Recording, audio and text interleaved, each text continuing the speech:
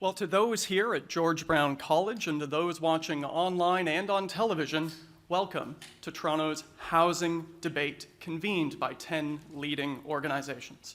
My name is Joe Cressy. I'm the Senior Vice President here at George Brown College, and it's a privilege to act as your moderator this afternoon. Let's begin with a land acknowledgement.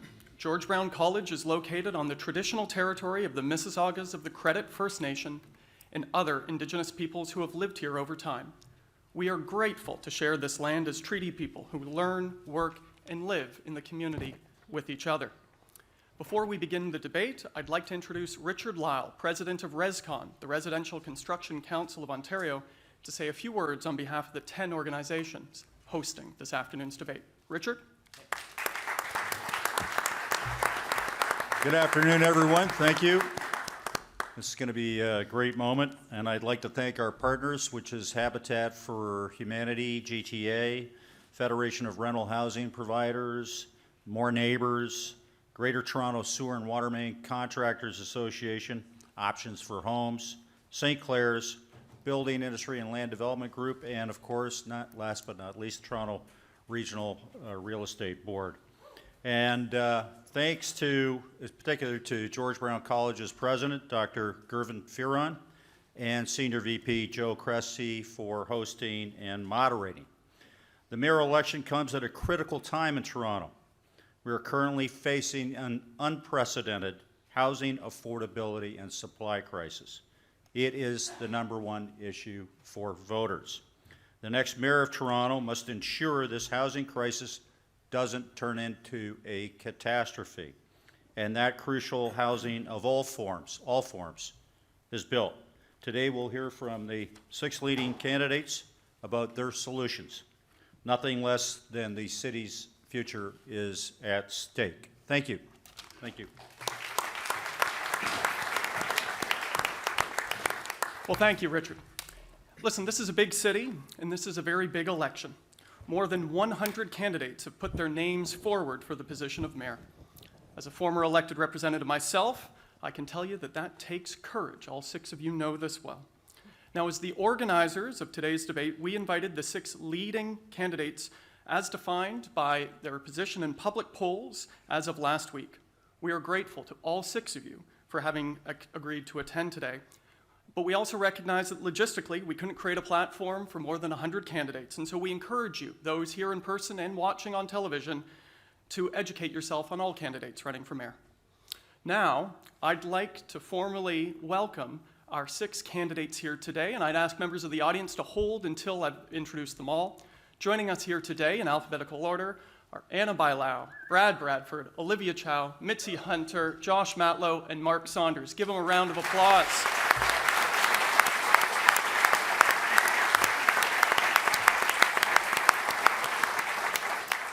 All right, let me explain the format for today's debate because this is a big topic. So we have split today's debate into 4 sections, and we've asked a panel of experts to help us with asking the questions. Greg Brady, host of Toronto Today on AM 640, will ask questions on housing supply. Tess Kalinowski, the Toronto real estate and housing reporter from the Toronto Star, will ask questions on deeply affordable and supportive housing. Murtaza Haider, professor at TMU and the weekly real estate columnist at the National Post, will ask questions on planning, infrastructure, and approvals. And we have 3 George Brown students. No offense to our expert panelists, but these are the real experts. We have 3 George Brown students who will ask questions on student issues. In each section, our panelists will pose questions, and each candidate will have 45 seconds, each candidate to respond. There is a clock on the floor. I'd ask you as candidates to try to honor those 45 seconds. After that, we'll open it up for a debate for which I will try to moderate. I'd say to candidates, catch my eye, put up a hand. I'll try to make sure we hear from all of you. I should note for everybody that the questions were selected by the panelists directly. Neither the mayoral candidates nor the event organizers were provided the questions in advance. And so my only hope here is for a substantive and engaging debate. The only ground rule is respect. We would ask the candidates to respect each other, and we would ask you, the audience here in person, to respect the candidates. That means no cheers or jeers, and I mean you, Adam Vaughan, when I say that. Today we want to hear from the candidates directly, not from all of you. No offense. So let me get started. I had to throw that in. Let me get started, and we want to invite each candidate to provide a 1-minute opening statement. They'll have a 1-minute close at the end. We're going to start in alphabetical order. And so with 1 minute, when you're ready, and there is a clock on the ground, Anna Bailau, over to you. Thank you. My name is Anna Bailau. I'm running to be your mayor with a plan to fix services, build homes, and make life easier and more affordable so that our workers can live in our city, our youth is not pushed out, and the most vulnerable have the supports and the dignity of a home. There's nothing more foundational to someone's life than a home. And there's nothing more foundational to a city of where and how we build our homes and communities. This is more than a roof over somebody, a roof and 4 walls. This is about the economic and social well-being of our residents and of our city. You know, when my parents came here, a couple years later, they bought a house. And that's unthinkable of today. That is why I stand before you with a sense of urgency, determination, and commitment to get housing built. My plan will put people first. We'll build homes. We'll get the city moving on tackling the housing crisis. We will build 57,000 of affordable homes. We'll put more land on the hands of affordable nonprofit organizations, and we'll protect renters. Thank you, Anna. Brad Bradford. Thanks very much, Joe, and thank you all for being here. It's great to be in a room full of city builders. My name is Brad Bradford, and I am running for mayor. You know, my career has been defined by city building, the creative task of seeing the potential in real estate, seeing the potential in our communities and bringing that to reality. I'm an urban planner by training. I've had an opportunity to work with many of you in that capacity. I actually worked at the Chief Planner's Office at the City of Toronto. That was my first exposure to the type of big bureaucracy that is holding this city back. So in 2018, I ran for council to fix it. And once I was elected, I can tell you it didn't take 4 years to diagnose the problem. We need less talk and more action from City Hall. We need to end the endless debate, deferral, delay that is holding this city back. It's time to build more housing. I will cut the red tape, streamline the process to make sure we build an affordable city for everyone, not just in one neighborhood, but across all 640 square kilometers. Together, we're gonna get that done. Thank you, Brad. Olivia Chow. I immigrated with my mom and dad to Canada when I was 13. My dad had mental health issues, couldn't work. My mom, as a hotel maid with one little salary, was able to pay the rent in St. Jamestown and still feed the families. That's not possible now. Life is so unaffordable now. That is because the city have stopped building affordable housing in the last decade, and that needs to change. We could keep going in the same way, get stuck waiting for affordable housing, get stuck in traffic, we get stuck in everything. We need change now. Together, let's build a city that is more caring, affordable, safe, where everybody has a home. Thank you.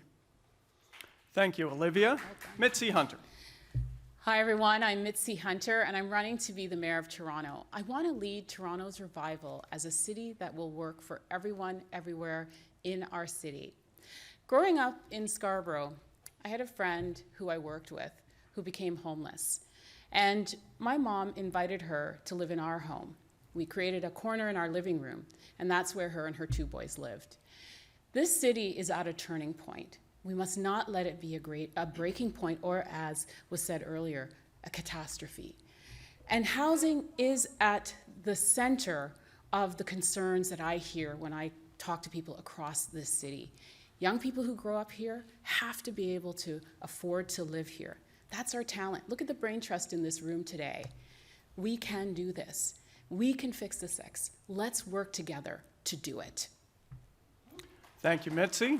Josh Matlow.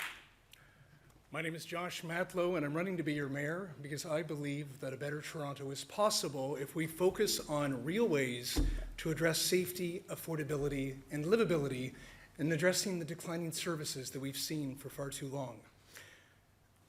When I talk about affordability, I mean that every one of us needs to adapt our views and evolve, including myself, to address the housing affordability crisis. There are too many young people who I hear from who have given up on their dream of owning a home, even in their own neighborhood that they grew up in. Renters are spending too much on rent and not enough money left over for groceries. There are people who are living on our streets and in our parks who need a real path to housing. The best way to fix homelessness is to ensure that people have a home. And there are older adults who might be house rich, but they're poor month to month because their pensions aren't keeping up with inflation. Housing should be a right for everyone, and I have a very clear plan on addressing the many different areas that if we focus on and actually act on, we can address the crisis. Thank you, Josh. Mark Saunders. Great, thanks. Again, always a bridesmaid here. First off, let me say thank you all for being here. You know, in 1967, my parents came with 6 kids, and the vision was to provide a better education. And I fast forward to today, after being a former chief of police, running the largest municipal policing agency in the country, establishing experienced leadership, having an opportunity to run for mayor of the city of Toronto, and this is exciting. When I look at the housing debate, my debate is, why hasn't it been done? Everybody over here to my left, they're going to talk about plans and schemes and all these kind of things, which are wonderful, but they never delivered. This is a leadership race. This is about experienced leadership, putting a plan together and executing that plan, and that plan simply has never been executed. Constant discussions about the hamster wheel. My plan will build the 40,000 affordable places. My plan will meet the 285,000 new units that have to be built. Through leadership and a plan, it will get done. Thank you. Thank you all. So we're going to move into the debate format. Now again, we have 4 sections. The first is on housing supply. Again, you're each going to have 45 seconds. I'm going to start with Brad Bradford. After we've heard from all of you, we will open it up for debate. Just signal to me or jump in. We'll see how this goes. I'm going to turn it over to Greg Brady from Toronto Today to kick us off. Thanks very much. Nice to see all 6 of you. A little later in the day than I usually see you, so we're all a little more coherent. A recent Ipsos poll showed 76% of Canadians feel owning a home is the best investment a person can make. Same poll, 63% of Canadians who don't already own a home have given up on ever owning a home. So all 6 of you have been on our show, Toronto Today on 640 Toronto. Thanks, Joe. And I got all of you to agree with me that parents should help their kids if they can buy their first home. But parents shouldn't have to sell their own home to make that happen. That's not the dream. As mayor, what will you do to make home ownership possible for more young adults?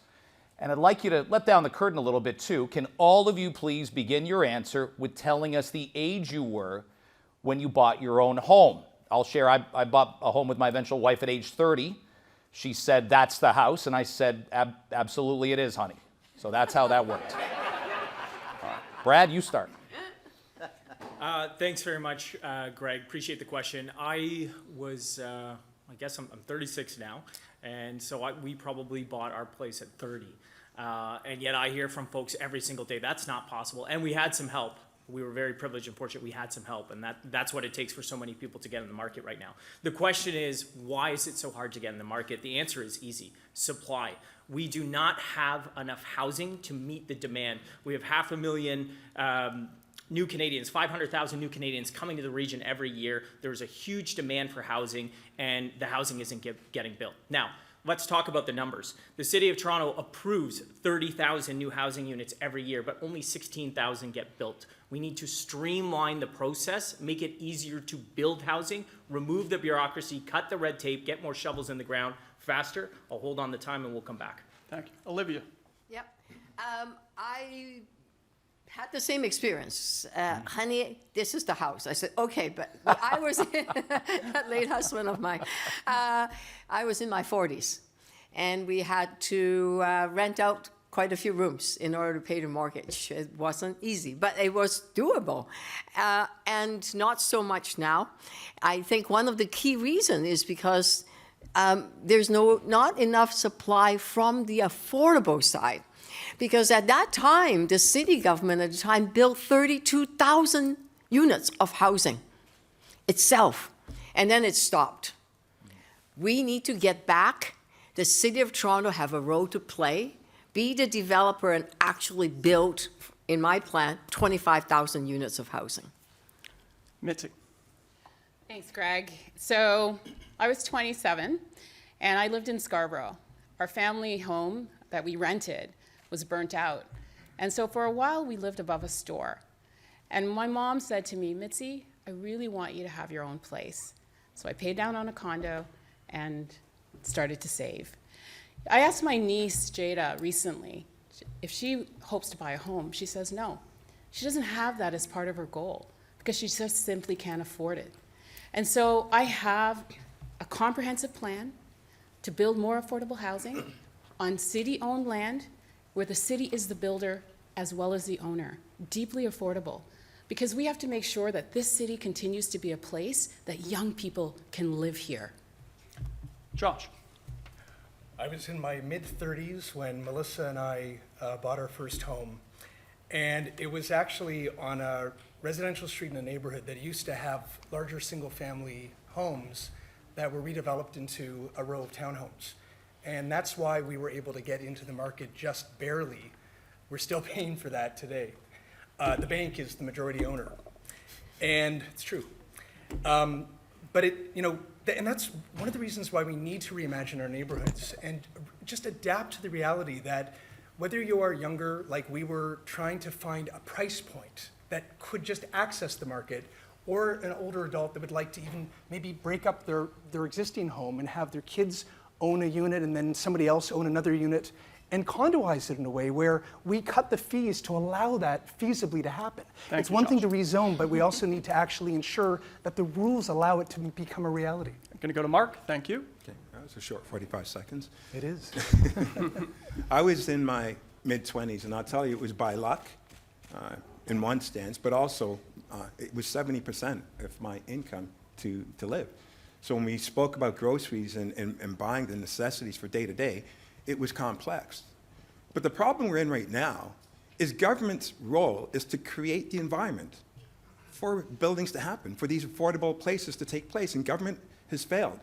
When you look at the average age of purpose-built rentals in Toronto, 90% of purpose-built rentals are over 40 years old. It's because people have done a lot of talking and not executing. There lies the difference between these great plans and not executing. I am here to execute so people can live their dreams of living in the city at an affordable price. Anna?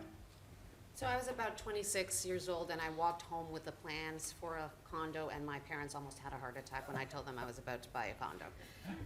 That was when I bought my first property. I think we need to do three things to have more ownership in the city. Increase supply. Absolutely, we need to increase supply, and obviously the city has a lot to do in terms of the approvals and speeding up the approvals as well.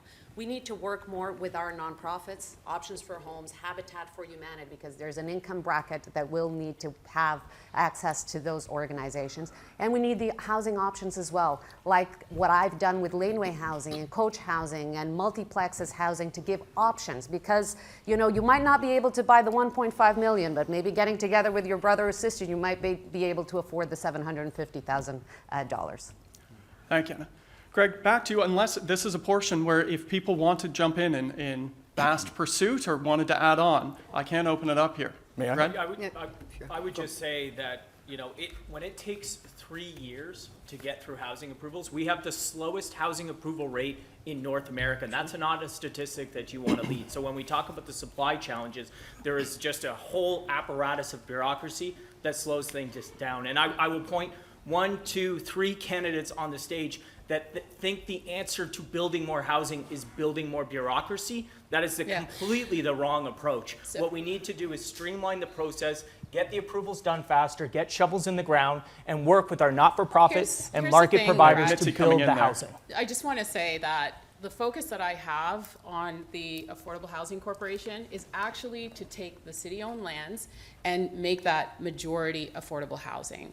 77% for affordable home ownership at below average market rents, as well as 6,100 of those units will be home equity, so that young people can actually buy into the market at half the cost. And so this is about getting more supply on stream. It's not about bureaucracy. Okay, I'm going to Anna, then Mark, then Olivia, then Josh. Anna. You know, the first hire I'm going to do when I get elected mayor is a land economist for the city of Toronto. So people learn how to read performance and actually stop making feel-good policies that will not put shovels on the ground and realize that everything has an impact on the cost of housing and the price of housing. And these plans don't add up. Any of you in the construction business can get anything done for $260 a square foot. You can't. The math doesn't add up. We need to have real plans for a real crisis that we have in our hands. Mark? Yeah. Again, I'm going to go to full circle. Everybody knew what the stats were, and everyone here had an opportunity to be a part of moving things in the right direction, and they did not. And with all due respect, Ms. Bilow, you were in charge of housing. Not once did you stick your hand up and say that there was a problem. You went with the flow. You stayed with status quo. You did not move further on what needed to be done, especially when it came to the process. So I find it rather rich to be talking about what things that will be done when things should have been done with the vast majority. And with all due respect, Ms. Hunter, you're adding another layer of government. That's all it is at the end of the day. We're moving in the wrong direction when we're moving to add another layer. We need leadership that moves in the direction that we need to do, and that direction is to build. And to build at an affordable rate, cutting the red tape so it doesn't cost more, and creating Toronto to be an environment where people that build want to come to the city to build, because right now they don't because of what has happened. I have Olivia, then Josh coming in. Olivia? We need affordable housing, rental housing, market, mid-range. We need gentle density, as of right building, 4 stories, 4 units, go for it. I represented the entertainment district, the Kings, 15 years, 95 projects. My gosh, you see it coming up. It's totally doable. We need all of it. Let's get together and build it.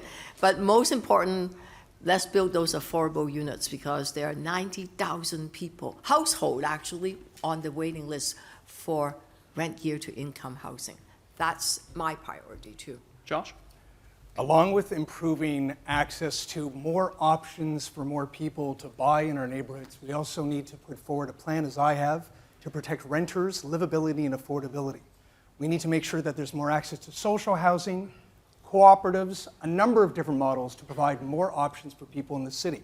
And when it comes to building on our own properties, I do find it rich that the very people who voted for and consistently supported Housing Now, which is a failure, 6 years on, not a single shovel in the ground, can look at plans like I've put forward and criticize them and say, you can't do that. I'm proposing a model where we actually move forward as a public builder, not new bureaucracy. We're working with the people we have to move forward with affordable housing, deeply affordable housing, and the market rents are going to pay for the project moving forward, and they're going to be rent controlled. We can do that if we choose to. But the reality is, anyone who tells you that the existing status quo that they've created is working, the test of failure is whether or not there's a single shovel in the ground. There isn't one, and I'm proposing a model to use the expertise of the city to move forward with the construction, because I want to bring some others in the here greatest to wrap failure up. is that it relies on the risk from developers to actually move forward with that project. Now, That's both- not right. There were some claims made directed towards Anna Bilow and Mitzi. I want to give them a chance to respond, and then I'm going to come back to Greg. I'd ask you Sure. to keep your responses quick. Mitzi, then Anna. So we can't do the same old, we have to have a solution. The solution that I'm proposing is very much about building more housing more quickly. I have the experience as the former Chief Administrative Officer for Toronto Community Housing Corporation, and I understand how to get things done. And so this is about making sure that we actually invest in neighborhoods, in mixed communities. It's a spectrum of housing. It's not just one type. And that's what we need in Toronto. We need to fill in that missing middle. We need to build on the 1,200 kilometers of major streets that we have, 8 stories, as well as unlock public lands to make sure that we have those units for the young people who need to live in our city. All right, final word very briefly to Anna, and then I'm coming back to you, Greg. Listen, when I became chair of planning and housing, I inherited a broken system. Governments were stepping away, for decades, stepping away from building housing. We had to actually change the system, bringing the city back into the housing system. Today, since 2017, we have built over 1,600 units of affordable housing. We have 3,000 under construction, and we have 15,000 approved. Do we need to do more? Do we need to do quicker? Absolutely. That's why I'm here. That's why I'm running, because I am the one that has the track record to work with all of you, nonprofits and builders and 3 orders of government, to bring it to the table and to get those I just want to shovels say, done. though, Anna, I'm going to the come back, challenge and I is- appreciate Mitzi, but I want to make sure we get back to Greg Brady, because he has an early morning show. He's been awake a long time. That's all right. Greg, back to you on questions. And again, we're going to have 45 seconds first. Olivia, you're kicking us off this round. Okay. Okay, Olivia, what are your views on the current level of taxation on housing in Toronto? In particular, the municipal land transfer tax, property tax, the vacant home tax, and other government-imposed fees? And will you promise a week before the election to tell the voters of Toronto what their property taxes will be in 2024? If you can't make this promise to all 6 candidates, why won't you? Well, let me talk about the first part of your question. You asked about all the other forms, okay? So absolutely, land transfer tax, I believe that the people, since we need to build housing, we have to find the money somewhere. You and I agree with that. Yeah. So land transfer tax, I'm not touching it for people that are, 98% of the folks that are buying a new home. But that 2% that buy homes that are 10 million, 20 million, 5 million, 3 million, they can afford to pay a bit more. And I'm generating that funds in order to support the program that I'm describing. Okay? And the second one you asked about the... We'll get to you on the way back for the second one. Okay. Will you tell voters what the property tax will be on their property for 2024? What I would do is I will actually look at all the needs of the people of Toronto. I'm beginning to say, like, for example, a third of 1% will raise me $13 million a year, and that would actually go to put in the down payment plus the federal dollars to build the 25,000 units of housing, rent control housing, and 30% of them would be affordable. Mitzi, 45 seconds. Yeah, so, I want to build a city that actually works for the people who live here. And we know that the city's infrastructure is crumbling. We see that, whether it's in the potholes or it's in the snow that wasn't removed. And people want to make sure that when they pay their taxes, they're getting that service back to make sure that we have a clean and beautiful and well-maintained city. And also a city that is affordable. And that's what I'm going to be focused on. The land transfer tax is something that is unpredictable. We don't know what it's going to be. And frankly, it's floated the city for the last number of years. Olivia, I think you have to also think about the fact that, you increase taxes on those that are wealthier, but what happens when it locks up the movement of housing supply? Those that are trying to enter the market may not be able to afford it because it puts upward pressure on the cost of those homes. So we just have to make sure that we be careful about that as well. Josh? There are very few tools, as you know, Joe and Greg, that we have available in the City of Toronto Act to be able to raise revenue, to be able to meet the needs of Torontonians, whether it be housing, transit, and improving services. I also recognize that we are facing a $1.5 billion shortfall now that's being covered up by raiding the reserves. That's reckless, and we can't go on that way.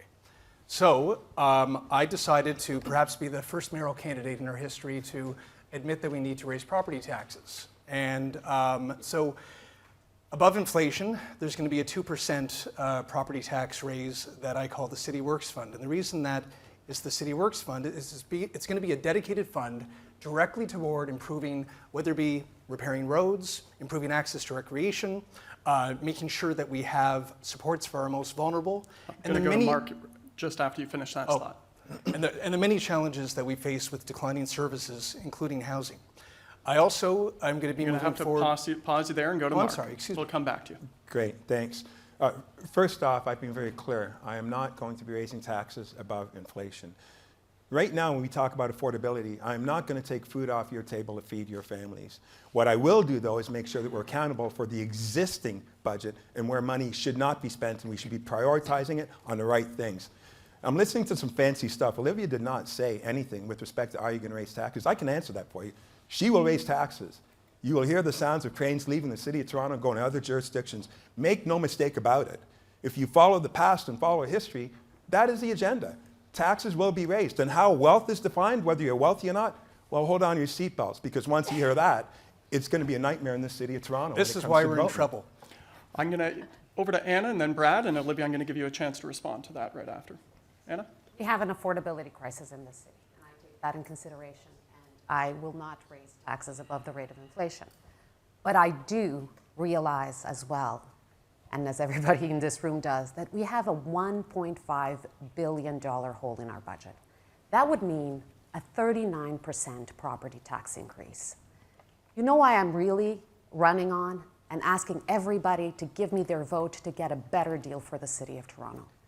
There is no you're not going to tax your way out of this hole. You're not going to cut services out of your way out of this. You need somebody that is going to get a better deal for the city of Toronto. And it starts with the upload of the Gardner and the DVP. It's just an example of how unfair it is that we're paying for those highways that over 50% of population use. The only one that has a track record of getting billions for the city of Toronto is me. We need on day one somebody that is going to be able to negotiate that deal. And Brad? I don't know how long ago these candidates paid off their mortgages, but I still have a mortgage, and it's very expensive. And cash flow is tight for Torontonians on a month-to-month basis. Interest rates have gone up 40%. People are paying thousands and thousands of dollars every year in after-tax dollars, and that makes life less affordable in the city of Toronto. I don't want people to have to move to Hamilton. I want them to stay right here in this city if that's where they want to be. And Olivia Chow's plan to jack everybody's taxes up ignores the fact that people are dealing with an affordability crisis. The MLTT, the vacant home tax, how many vacant home units in Toronto? The number came back 2,100. It was a fraction of what staff estimated, and that is not going to be a panacea. So we have to be very honest, and I appreciate the question, Greg. How expensive is Olivia Chow going to make life here in this city? So I want to give Olivia a chance to respond here. Olivia? Yeah. Mr. Bradford has said something like 20%. I don't know where he came up with that number. It's wrong. And I've been on the budget committee for 10 years. It has been a balanced budget, unlike what you're seeing now, that there's a budget with a big, deep hole in it of over $1 billion. And what is a budget? What is tax? It's really when you, let's say a family, come together, if the roof is leaking, if one of the kids is sick and needs some medication, what do? You go and find other money, right? You may have to work another shifts and do another job. And that is what we are looking for, additional dollars like the mansion tax, the luxury homes, and the speculators. And on top of it, the federal and the provincial government has a role to play. And we've been 10, 12 years where we have not had a fair deal for the city. Right, Josh, and let's then work Mark, together then Brad to make coming in that here. happen. Just to get real for a moment, of course we need to advocate for a better deal, both governance and financial framework with other governments. But anyone who actually believes that Doug Ford is going to come to our rescue is not being honest with you or themselves, because there's no evidence of that. In fact, Doug Ford, only a week or two ago, said he's not going to upload the Gardner and the DVP. So yes, we need to advocate, and yes, we need to achieve a new deal for Toronto. But we also need to get our own house in order, and that means being honest with residents about what it will take to improve our quality of life, both affordability, livability, and safety. And the reality is, and if I may just finish my answer to you, Greg, we also need to have a climate action levy, a corporate parking lot levy, to bring in at very least $200 million a year to fight the climate crisis, to reverse the cuts to the TTC, to put towards housing, to do real things that make a difference in people's lives. But if we're not willing to be realistic and be honest with residents when we're running for election, then how can they trust us to deliver anything if we're elected mayor? I'm demonstrating to people that not only do I have a plan, but it's real. I'm going to Mark, then Brad, then Anna and Mitzi with the last word. Mark? Yeah.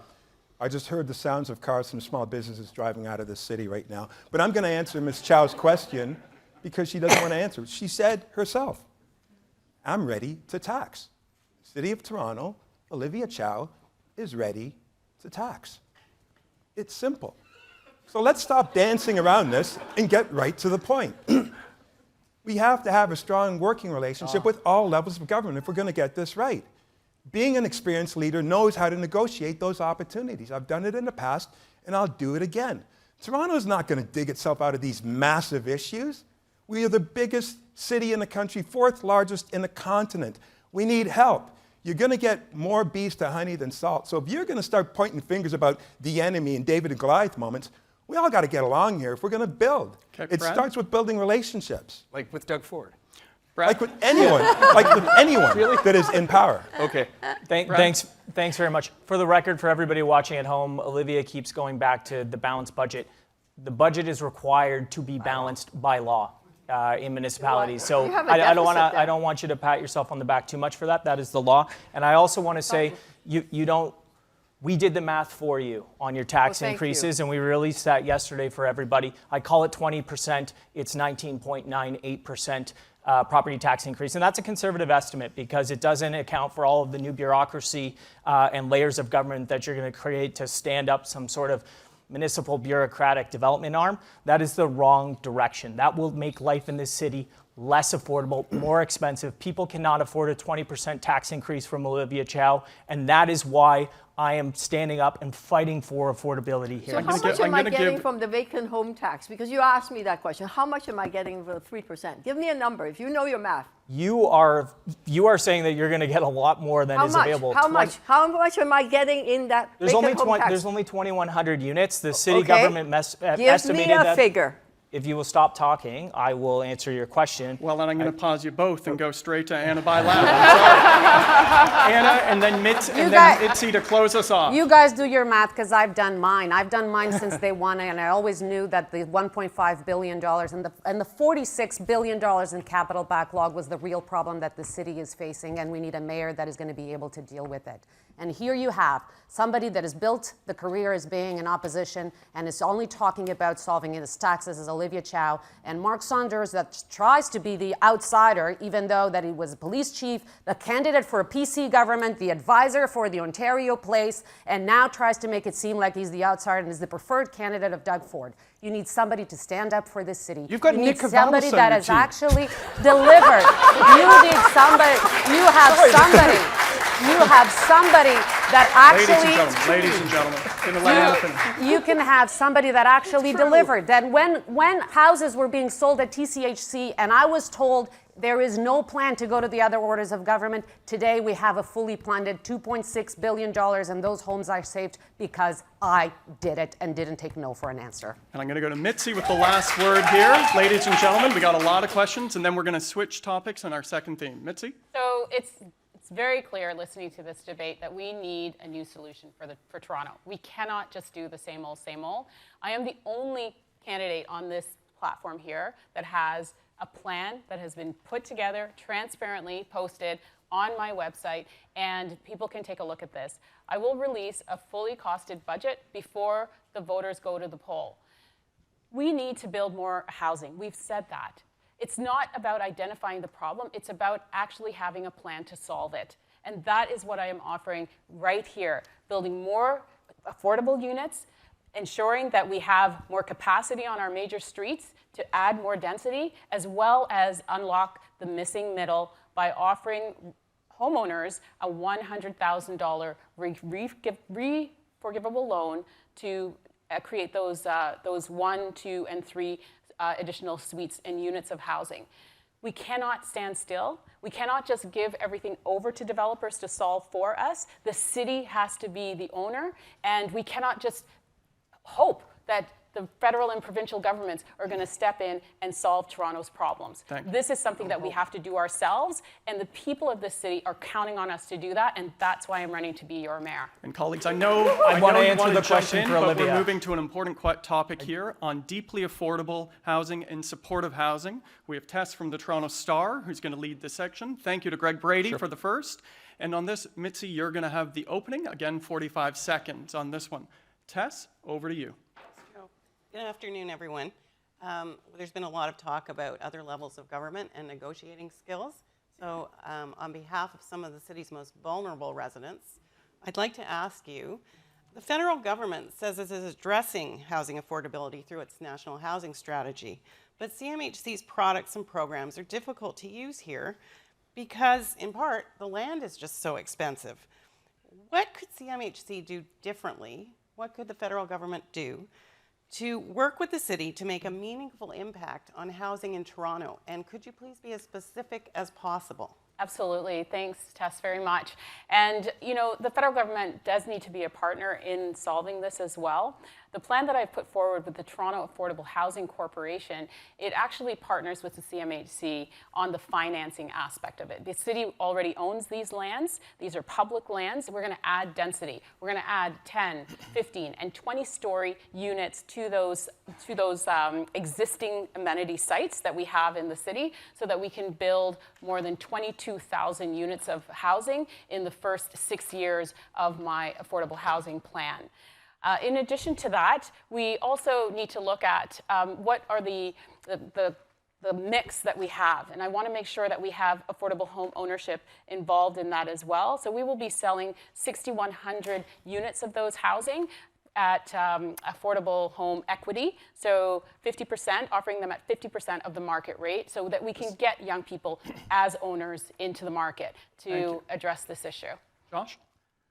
You know, for far too long, the city has gone to the federal government tests and in many ways has asked for these like nebulous requests, like we need money for the housing. And we don't often enough have very clear places that we want them to invest in so that we can all get to the success together and share in that success for our residents. The reason that I've put forward Public Build Toronto in the way that I have is that we're going to be putting seed money. We're putting $300 million seed money, so we're putting equity because realistically, and this is one of the reasons that Housing Now failed, is that we relied on the development industry to put forward equity that was not based on any risk that they would ever really realistically consider. It wasn't right and it wasn't reasonable. So we're going to be doing that. We're going to be working with CREATIO and we're going to go to the federal government and say, this is something that you can invest in. And the more money that we can put into it, the many more thousands of deeply affordable homes that we can create on public lands. Thank you. Mark? Great, thank you.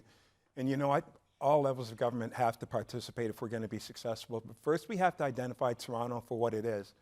Toronto represents 20% of the GDP. If Toronto fails, Canada is in deep trouble. The other levels of government have to step up and assist us on this journey in order to make it right and in order to make it successful.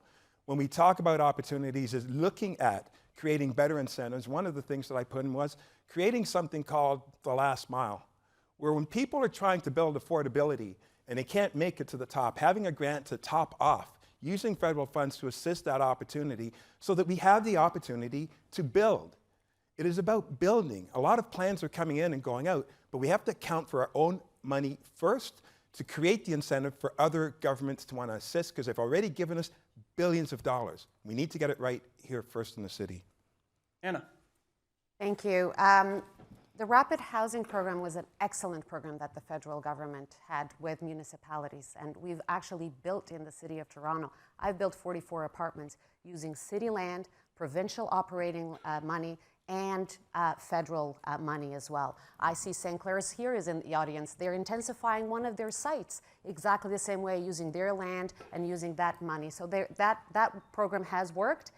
To answer your specific question, Tess, what can CMHC do more? And I will be advocating for that. Lock in interest rates, making sure that the grant portion is higher, and making sure that the loan to value is increased as well. Brad?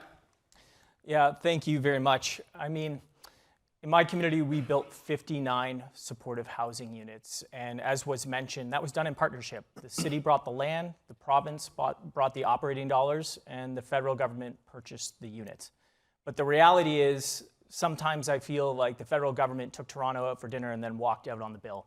And they have a $4 billion rapid housing initiative. They have these programs. We could spend all that money and build the housing in Toronto here alone, and yet that's a program for the entire country. So they talk a big game on housing, but there's a lot more that they need to come to the table with.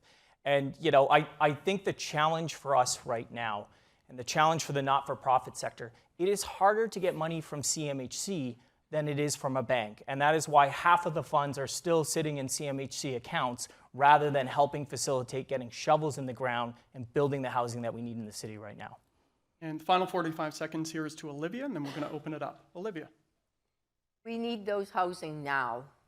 So rather than CMHC taking individual applications, which is what they're doing right now, the City of Toronto will batch, under my plan, 25,000 units of housing and say to CMHC, you have the Housing Accelerator Fund, just approve it straight up, and then we get the money right in, rather than each individual application, which would take forever. So they need to change that. The other thing they need to change is to add another definition of affordable housing, because right now, affordable is only 80% of market. It's not affordable to a majority of the people that are on our waiting list.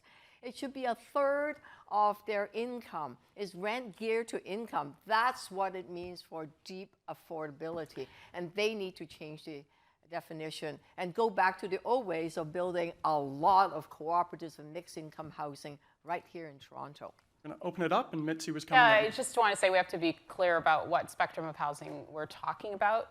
And in my affordable housing plan, this is about mixed communities, and we're building neighborhoods. And, you know, one of the things that I want to do is the standardization of those buildings, so the 10, 15, and 20 story, so that it can speed up the process much more quickly and get those approvals through at the CMHC level. And we have done the homework to make sure that our plan is eligible for the CMHC funding and financing. We also have to, you know, the supportive housing, because part of your question was about homelessness as well. And in my plan, I have 2,000 units of supportive housing, wraparound mental health care and support, because we also have to prevent people from becoming unhoused in the first place, and also ensure that we retain those rental units which are at risk of coming out of the rental stock. So I have $100 million to stabilize the rental housing market as well. I have Josh coming in here, and then Olivia. Well, I actually just wanted to pick up on something that Mitzi just said, because I thought that was very thoughtful. And you know, one of the best ways that we can speed up the process and ensure that there's more of a Glad you like my idea. I did. I think we should support good ideas. And you know, we can speed up the process also when we don't get into these sort of tired fights over every one application. And our planning staff have almost become, and you may remember this, they react a lot. They have to react because they're overwhelmed, they're under-resourced, and there's been successive bills at Doug Ford's government that in theory tried to speed up the process, but actually just made the queue at the tribunal longer. But if we actually support and empower our planners to forward plan with communities and industry alike, and actually look at as of right, actually improve the conditions for more options for housing, higher density in arterials, reimagine our neighborhoods, and actually provide options for both deeply affordable market ownership. We add in subsidies for the most needy in our society. We improve our shelters. We do this holistically with the pipes and the wires, the services, the infrastructure, the parks, the school capacity, the child care, the quality of life that people need. Then people uncross their arms. And it's not that sort of tired YIMBY-NIMBY debate, but it's more about how do we build community that's affordable and livable for all. And on that's that- the process that I'll be moving forward on. That note, I'm going to bring Olivia, then Brad in, and Mark, I want to give you a chance to respond there. Thank you. Olivia? Yeah, while we're waiting for the 25,000 units of housing being built, we need rental housing now. So there are two ways: rent supplements, and that could be immediate, right? The federal government had 2,000 rent supplement gone just like that, like in a month. I'm adding another 1,000 as mayor of rent supplement and challenging them to both federal and provincial to have 2,000 more of rent supplements. And on top of that, we need to turn some of the buildings right now that are getting through demolitions or renovations. People are getting evicted. We need to stop that and be able to purchase it and turn it into a cooperatives or land trust so that the tenants themselves would have a secure home forever, so they're not scared. And by the way, the vacancy dollars amount, Brad, it's $45 million that we can get from the 3% vacancy. On that note, I'm going to go right to Brad. Yeah, I could come back to that. It's $23 million that is available. It is 15% of what city staff estimated. So you and your plan will put the taxpayer with $90 million of additional costs because the units just aren't there. And in fact, if you look at the Vancouver example, that number will fall every single year because it's a self-reporting system. So those are the fact checks for you. Back to your question about CMHC. I have said this for a long time. Housing is infrastructure. And it's time all levels of government recognize that. You've got the Canadian Infrastructure Bank that, theoretically finances infrastructure projects. They provide low interest, long-term loans to build projects. We need to make housing part of that. And if you go back to when we built housing, when we built purpose-built rental decades ago, it's because you had access to long-term, low-interest financing. Today, you have short-term, high-interest financing. So what can the city do? When it comes to purpose-built rental and recognizing that more than 50% of our residents live in rental buildings, we need to build a hell of a lot more. What can we do? Well, we can waive and defer development charges to incentivize that type of housing, that type of outcome. But we can't do it without the feds and the province being in on that. I pointed to our former MP here in the room, and they have to waive and defer the HST on that. It's a whole level of government that's saying purpose-built rental is a priority, and we are going to recognize that as a priority. The federal government has made billions of dollars on the back of housing through HST. It's time that some of that comes back to the city. Okay. I'm going to Mark, who I promised to Let's come go. into. And Mark's going to have the final word, because I'm then going to go back to Tess. And sorry, I'm going to ask, Mark, we're going to go to you. And thank you, sir. There's going to be lots of times. I'm sorry, we have a full debate here, and we're on the topic of supportive housing and deeply affordable. Thank you. If you could please sit down, you've had your say. Thank you. Mark, you have the final word here. Listen, it adds to the level of frustration. The reason why we're having this debate is quite simple. It's because government has ignored what the urgency is until recently when they announced the state of emergency when it comes to homelessness. When we don't have places to stay, then it erodes the environment. It erodes our community as a whole. We're not looking after people that are in need of help. Cutting the red tape is key and critical to move forward. Leadership is a second component to it. But when we talk about some of the plans, again, anyone that is adding another layer of government, I am telling you, is moving in the wrong direction. It will enhance where we are today. We have to move forward. Leadership is what will bring us to that finish line. And it's not about these great fancy discussions with numbers. It's about actually building. We haven't built in a long time, but spoke about it for way too long. I'm going to come back to Tess here on another question. Again, this time we're going to go 45 seconds around, and I have Josh kicking us off in this round. Tess, back to you. Great. It's a question in the same vein. For years, government officials, elected and unelected, have been promising to fast-track affordable housing projects. But nonprofit developers, like Habitat for Humanity, often experience years-long delays in building an affordable housing community in the city. This costs hundreds of thousands of dollars, and it slows the delivery of these desperately needed homes. As mayor, what will you do to make sure affordable housing projects get built faster? And again, I ask you to be specific. Josh, you're going to kick us off. I'm determined to fast-track developments that leave our city better than they found it. If they're contributing affordable housing, childcare, school capacity, real benefits to leave the neighborhood better than they found it, then they should be getting to the front of the queue. And our staff will be guided toward working with them on that. We also need to make sure that when people want to make existing homes more affordable, and I gave you an example earlier of an older adult who may be house rich but poor month to month, and they would like to have ownership at different levels and different units in their home, but they're paying the same fees now as a large condo developer. Why should they have to pay thousands of dollars to be able to do that, to be able to afford to live in their community, and choose not to go to a long-term care home, for example, and be able to age in place the way that most people would like to? And next to Mark. I've got other ideas too that I'd love to share with you.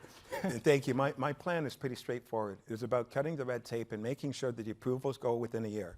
It is about making sure that we have a navigator that takes each application through the process. It's about utilizing more technology and digitizing what needs to be digitized in order to make this work. It is about action. And I support having the mixed income approach. It works, and we have seen it, where you take that building, you build that building, and you incorporate supportive housing, using not-for-profits to look after that aspect of it, and then the affordable aspect of it, and then a market value. And we find that those communities are healthy and vibrant and prosperous. And within that, you give tools so that newcomers can come in and learn how to navigate in our country and understand what that Canadian dream is about. Anna? We need to accelerate the implementation of the Development and Growth Division immediately. That will have a project manager to take the file from the beginning to the end, because most of the issues even happen after the zoning approval. It's after that the issues start happening.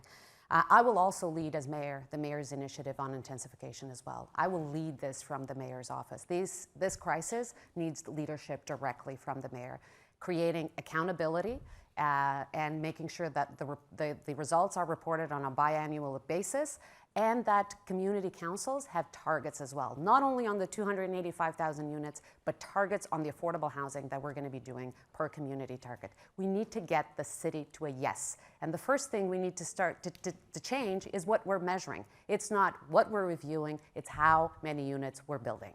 Brad? I will say that on average it takes 30 months for a builder, any builder, to get a zoning bylaw amendment in the city. 32 months for common types of housing applications. That is 4 times than the maximum allowed under the Planning Act. Since I've become planning and housing chair over the past 5 months, we have stood up the Development and Growth Division that will be turning on in the month of June. And as described, it's about having all of the people around the table, creating a culture of yes, and changing the mentality at City Hall. Rather than putting up roadblocks, it's about solving problems. There is an endless spin cycle that happens as paper is passed from desk to desk to desk. And Sir, it's the third time you've stood up. We appreciate it. If you do again, we're going to have to ask you to leave, but we'd love you to stay. Thank you very much. Okay? Thank you very much, sir. Sorry, we're going to have to ask you to sit down. If you continue to interrupt, we're going to have to ask you to leave. You had your say. Thank you. Okay, sir, this is my final request. I'm sorry. If you held on, I'll address it when I get my turn. I'll address it when I get my turn. Just hold on. I started answering it. All right. Brad, to finish up, you had 10 seconds. okay, I would just say, to your question, speed is the key. It can't take 3 years, whether it's market housing, purpose-built rental, or not-for-profit providers. We need to create a culture of getting to yes. We need to remove barriers. We need to unlock the gridlock in the bureaucracy and get to housing outcomes faster. It's not about process, it's about outcomes. Olivia? I have Olivia, then Mitzi, and then we're going to open it up. When I talked about rent supplement, I'm talking about those people that are in the shelter hotel, those that are homeless. We can house them immediately and provide rental support so that the $600 a month is just not enough. So we will add on top of what they have so they could actually have a secure roof over their head permanently, okay? And to answer your question, there are so much, that sense of urgency. Yes, it is a spin cycle. My two friends on both have been on planning and have been dealing with the Housing Now and Housing Never program. And you know what we need to do? We need to create hard deadline for approval or refusal. Right now, there isn't any. We need to have better customer service. Return calls and emails. Provide realistic timeline. I have 2 more ideas. I'll do that later. You got it. And Mitzi, the final 45 seconds. So at Kennedy and 401, I visited one of those locations where I grew up, actually. And going inside, it's just, you know, people need permanent and transitional housing. 50% of the people who live, of the 450 people who lived there, were seniors and elderly people. And so in my plan, I have 400 new transitional shelter beds, because we need to make sure that people aren't just put out onto the streets when those hotels are taken back for their original intent. and also 2,000 supportive housing units with wraparound care and support, so people get that help and support that they need. And just making sure that we build more affordable units of housing.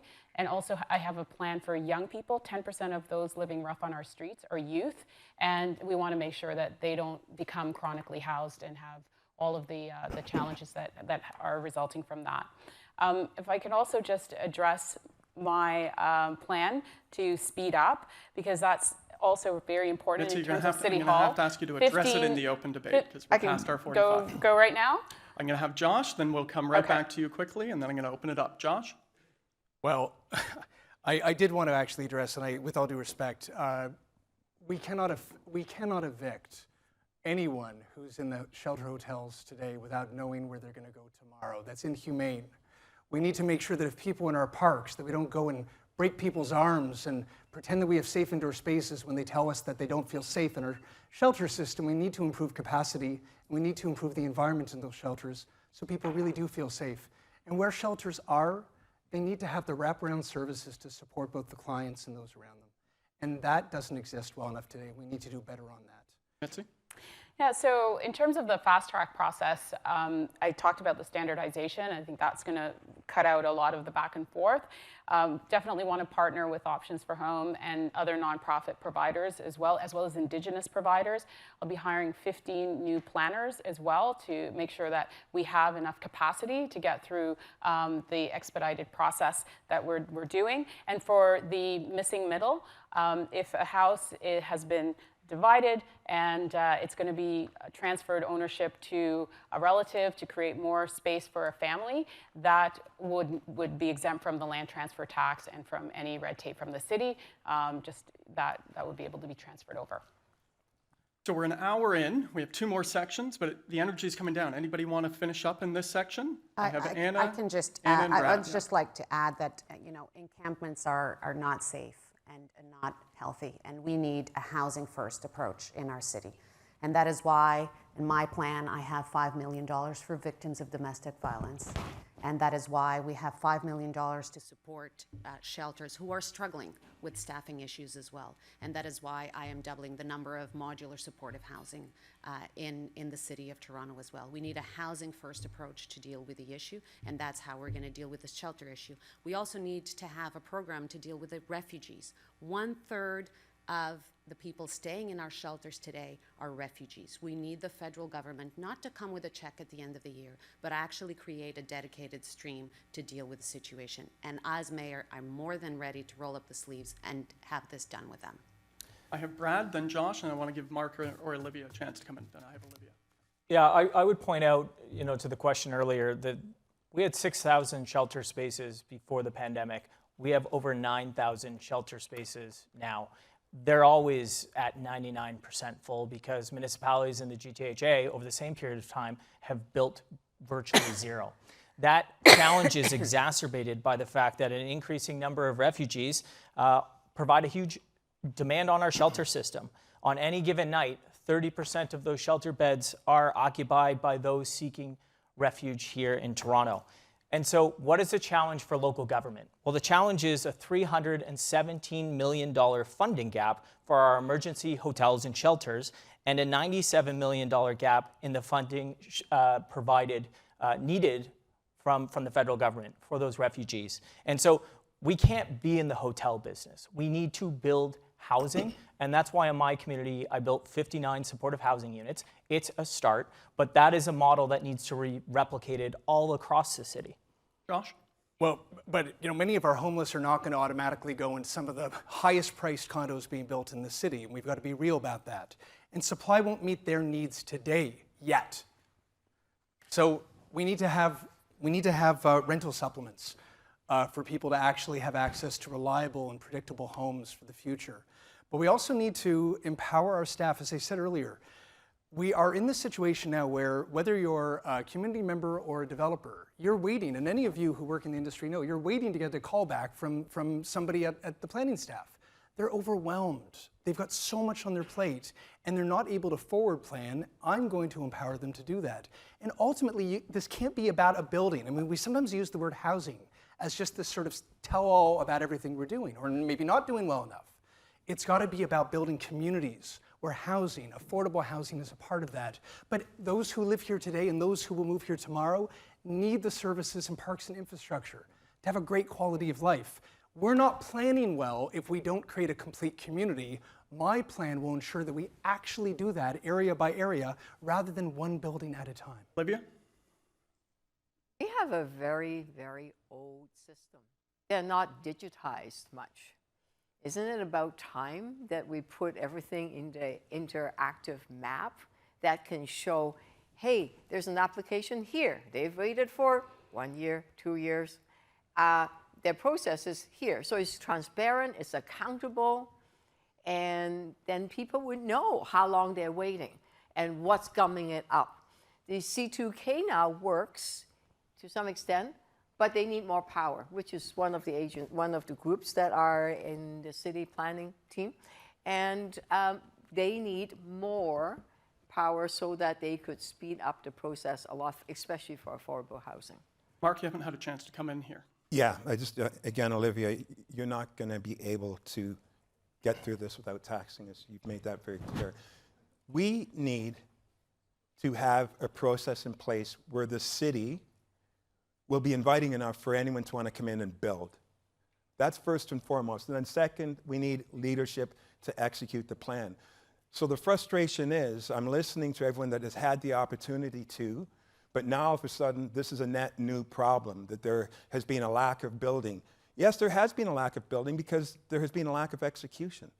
So please stay focused on what the cause of the situation is that has caused these situations as to why we are here right now. It is building the right process, cutting through the red tape, and then actually executing. I only Those are the hear what you're critical. going to rip out rather than what you want to build, though. That's Well, the Josh, only you know what your platform that I've problem heard. is, Josh, and the main reason why we're here, it's Yeah, either or please. with this gentleman. You can get more bees to honey than salt, my friend. And I can tell you, you'll create the environment for no government to want to come into the city to do anything. Is Doug Ford the bee or the honey? I don't understand. And did he serve you? Did he serve you honey at the Stagging Doe? Listen, All right. so I'm going to first let, I- Mark have a chance to Yeah, respond to that. thanks. Brad's coming in hot pursuit, and then I'm going to move to the next thing. Mark, you get No, a chance to respond. I appreciate Mr. Matlow, because this is a theatrics. I've got a gentleman up there complaining about being kicked out of a hotel because he didn't have a place to stay. We've already identified how long the waiting list is. We've already identified that we're last in Canada, and it's because of my friend here. So what would you do about the Always shelters? creating, All right. What would you always do creating, about You both had your opportunity, always gentlemen. creating I'm an going to come to antagonistic role. I'm gonna not have Mark, Brad Mark, come in the here. rhetoric doesn't actually I'm sorry. address the crisis. Sorry, you both had your So chance. that's a good point, actually, that Josh Matlow just made. The rhetoric doesn't help the crisis. And this guy's made a career on City Hall of all talk, no action. I'd like to draw your attention, and actually you guys know this story here in the housing space, 140 Merton. 140 Merton was a Housing Now site, a 15-story building, housing now on city lands, the affordable units that this city desperately needs, on $1 billion of transit infrastructure in a 30-story neighborhood. Councillor Matlow did everything he could do to keep a cap on that density, to nip and tuck those affordable units. So this is the problem. All talk, no action from folks like Josh May I Matlow retort at to City that? Hall. So I'm gonna- And so we need to actually build the housing. We have to say yes to housing. We have to say yes to affordability. Brad, you we made can't a big say no. you made a big charge there. I'm going to give Josh the you. chance to respond, and then I'm going to go to Martaza from the National Post. Josh, I've quickly in heard that. response. I've heard that before. The reality is, staff proposed it at 14 stories. I supported it. To Why go didn't you up. ask staff to do more? Why aren't you Brad- more Brad- ambitious? Brad- Why Brad- don't you want more housing? Brad, I'm gonna you're have to the let Josh housing reply that here. you know. You're the counselor. You know, the Sorry, great we're gonna have to ask to hypocrisy. The let great Josh reply hypocrisy is that Mr. Fast Action, No Talk, or whatever he says. He had the same height, 18 stories on Housing Now on Queen Street in his ward, and he's using this narrative to go after other people. It's bizarre, Brad, and you know better than Josh, that. I increased All the right. density on my site, gonna- and then I had to increase the density on your site, and that's why that site is moving Right, forward right, now, right. because So- I right. fixed it. With that, we had some All talk, fireworks in no that action. session.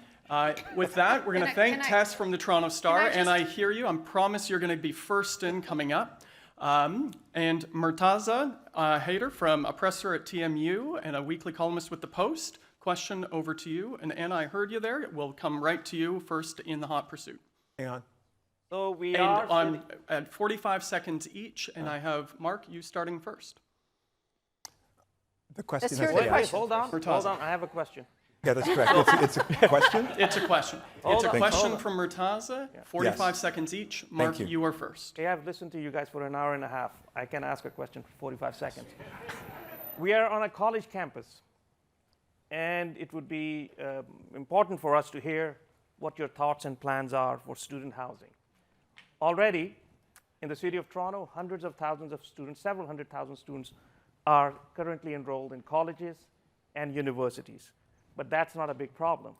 In the past 2 years, 2021 and 2022, almost 1 million international students arrived in Canada, most of them arriving in cities like Toronto, Vancouver, and Montreal.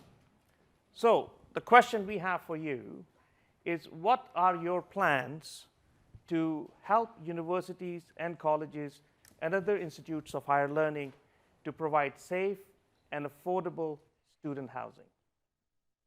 Thank you for that question. And you know what, safe is the operative word. And I appreciate that, and I understand the impact of that. Again, it is through failed leadership and failed planning and deliverables, which is the key as to why we're here right now. It is only until recently where the discussions about rooming houses and opportunities to further expand for people that have incredibly limited funds to have a place to stay that is decent, kept clean, and lawful. So making sure that we enhance those opportunities for students to have a place to stay, making sure that we have an inspection to make sure that those places that are illegal, because we know in certain jurisdictions, a lot of these rooming houses are illegal and they are in decrepit states, but people are too afraid to call because that's the only place that they have to stay. We have to make sure we restore dignity by making things legal so that they can be inspected and monitored to reassure people that they can stay here in a safe, clean environment. Anna? Very happy that finally rooming houses have been approved after a lot of work. Oh, You're good. You're good. I'm having a hard time with microphones today. They're not really. It's working. Okay, can we start my timer again? Yep. Okay. We'll reset that to 45. Appreciate Go ahead, it. Anna. Very happy to see rooming houses finally approved. Thank you, Maytree Foundation, for all the assistance you provided the City of Toronto in getting that done. We need to do a few things on student housing. Make sure that the rooming house bylaw is enforced properly and have it inspected as well. And we need to work with the academic institutions with appropriate zoning and incentives. George Brown, we have Quayside right here. Can we have more done with student housing and faculty housing, which is actually a challenge for many of these institutions in attracting faculty as well? We have York University, they have their development art. We have the Downsview development. Can we do more? We have the Scarborough campus with development all around as well. How can we bring the partners to the table? We bring our zoning and planning tools, always in mind that this is about the life and safety of students as well, but also the economic growth that academic institutions can bring to our city as well. Brad? You know, I lived in multi-tenant housing. I lived in a rooming house when I came here to the city of Toronto, and I was attending York University for my undergrad. And for years, this council constantly punted on that because people felt like that was the third rail of politics. Since I've become the chair of planning and housing, we have approved multi-tenant housing. And, you know, a lot of great work was done by a lot of colleagues, but that has happened now. And since I've become the chair, we have approved multiplex. That's more rental opportunities in more neighborhoods for more people. Things that even 5 years ago didn't seem possible are happening now. But I think it's important to recognize that our universities, whether it's TMU or U of T or York or all of our colleges, George Brown, they are also major landholders. And so how do we work together in collaboration to unlock more housing, work with you as development partners, expedite that process, make sure that we have a framework that actually supports the student housing that we need to accommodate those million students who are coming to the GTA every year. I will do that. Olivia? When I was a local councillor, I was blessed with University of Toronto, OCAT, TMU in the downtown area. And especially with University of Toronto, we built a lot of student housing. Woodsworth, for example, right at the corner of Bloor and St. George on the southeast corner, right? For example, there, yes, the city have a lot of land. All these universities also have some land. We could look at how we could fast track those applications, done it before, and we could continue to do it. And I live right beside a rooming house with 12 international students. It was well built, well inspected, and it was great. So more of that needs to happen in areas where the university students are living. Mitzi. So, Professor, I have a precise answer for you, but I want to just share a story. When I was leaving high school to go to university, my mom and I sat around looking at my acceptance applications to York and to U of T Scarborough. And she said, "How are you going to get there?" Because I wanted to go to York. And we just decided that, you know, UTSC was one bus ride, and that's how I chose my university. We need to make sure that students have housing and that they have choice. So the specific answer is in my affordable housing plan, there will be student zones around our 5 campuses that are in the city, and so that we can add more density specific for students. In addition to that, I believe investing in public transit. I have construction projects like the Waterfront East LRT where we are now that will connect and give more choice and more mobility as well for coming into those locations. I also have the North York Scarborough subway extension that connects Downsview to the McCowan and Shepherd site, and the Eglinton East crosstown connecting the UTSC campus, giving them mobility and choice, but also specifically build where the campuses are located. And Josh. I support safe and healthy rooming houses that are legalized near campuses, of course. We've done that at council, and I was proud to support that. I also have put forward Public Build Toronto that we can use to ensure that where we have public properties near your campuses, we can work with you as partners to make sure that we accommodate students who want to live in a city that's unaffordable and they want to live in close proximity to where they're going to go and study.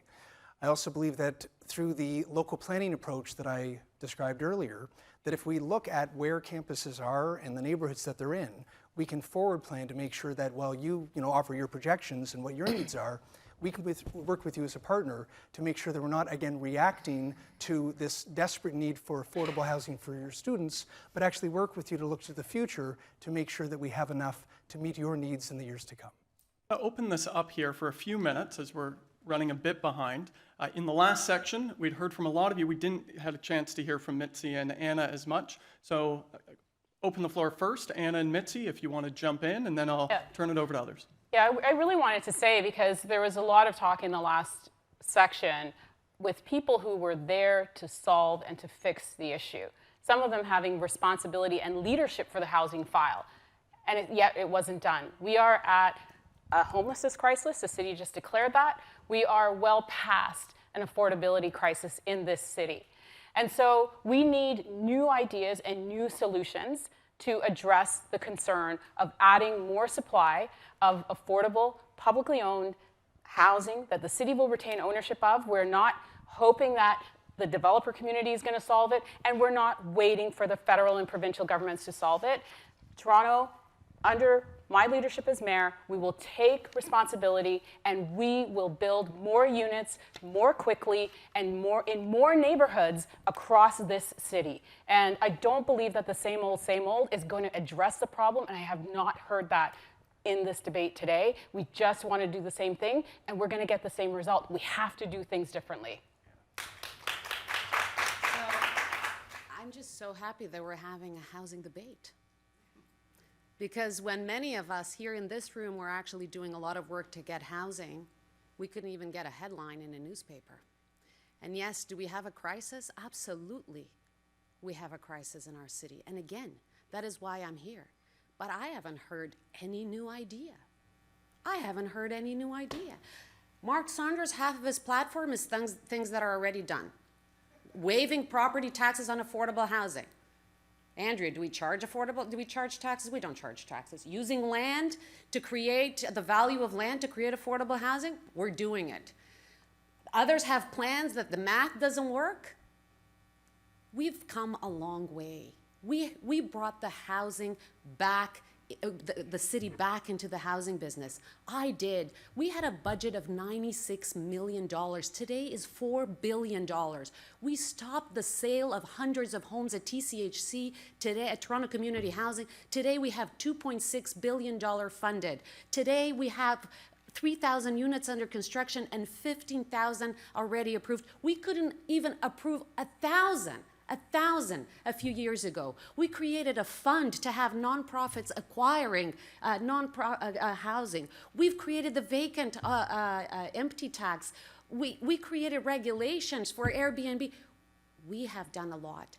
Do I need to do more? Absolutely. That is, as mayor, I will be leading this from the office of the mayor, to create more housing, to speed the process, to have more land, and to have more incentives to get the housing built. And there's no one order of government that can solve this issue alone. We need 3 orders of government. We need builders, and we need the nonprofit organization. Whoever is not telling you this doesn't know housing and is not honest with you. I'm coming to Olivia, and then I'm coming to Mark. Olivia? The housing now or housing never, I think that's one of your line, Brad. What was the Olivia housing? Well, the Where housing was the now Olivia has been housing? 4 or 5 years. Have anyone seen any housing now site with Where any was the buildings? Olivia housing? But you know, there's a flaw in that. And it is one type of housing which rely on the developers, the private developers, to build. This is one kind. Yes, we need those kind. But we need to go back, and what Missy is saying was right, that we need to actually have the City of Toronto come back to do the housing ourselves. We've done it before through the Metro Toronto Housing Corporation, through City Homes. I've seen it happen, and they're beautiful buildings right in St. Lawrence neighborhood. But I'm not Mixed talking income. about RGI, Mixed supportive income. housing. I'm Well, talking at about a different all kind of levels. housing. Rent geared to income housing, deeply affordable, and a bit more affordable, which is CMHC, right, 80%, and the market rent. So all of it in one building. We can do it. It's mixed income housing. You see it all over in St. Lawrence neighborhood, in Bathurst Key neighborhood. It's a beautiful kind of I'm going to go to Mark, then Excuse Josh, me. then Brad. Mark? Yeah, great. First off, I'm not moving into a building built by government. Secondly, what is key and critical, Ms. Bylaw is a great magician, because what she said, which was very interesting, was that she did great. She's celebrating the fact that she built at 1.8% a year. It would take 45 years under her plan to get to that finish line. Number 2, the second thing which was key and critical was the approval process. On average, under her leadership, 32 months. The benchmark was 21 months. I'm moving it to 12 months. So 32 months was the average time the City of Toronto put an approval in, which is why we were last under your leadership, Ms. Bylaw. So congratulations for that. I'm coming to Josh and Brad, but I'm going to give Anna a chance to respond to that quickly. I'm just going to say the different kinds of leadership is that my leadership gets recognized by the nonprofit sector and actually by the builders, by being visionary and leaders in this area. Mark Saunders' leadership gets considered by his own service with an 86% vote of non-confidence against him. That's the difference in leadership. One has a vote of non-confidence with 86% of the service. The other one has the people that has worked with me all the time, the builders and the nonprofit, actually saying that we've done good, we need to do more, and we'll continue to do more. I'm going to go to Josh. I know you want to come in, Mark, but you both gave each other one there. So You know, Josh. what I find fascinating is that I'm hearing other people struggle to actually define the public Build Toronto plan that I've been advocating for years. I hear other councillors who voted against rent control on these new homes boast about how they want to support all these wonderful ideas now.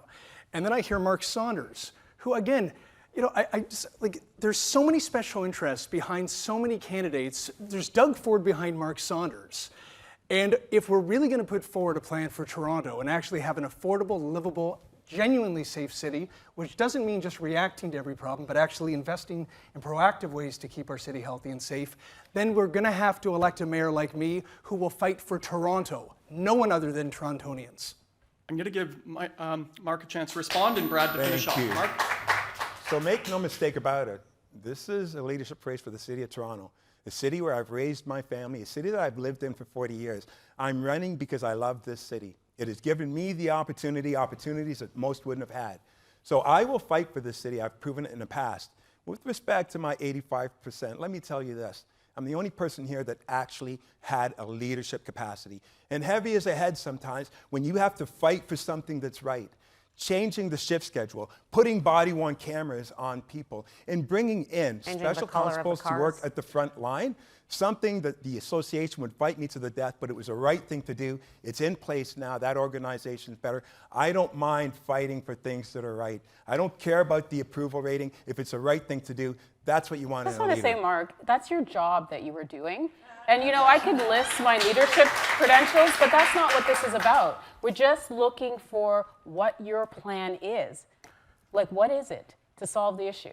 I can go through it again. I have no problems going through it again, if everyone would like to hear it again. Well, I'm keeping people on time, so I'm not gonna go through the whole plan again. Okay.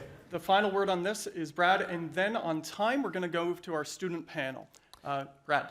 Well, I would just say, and again, you folks in the room get this. The answer to building more housing is not building more bureaucracy. And I say that as an urban planner. I say that as someone who worked in the chief planner's office.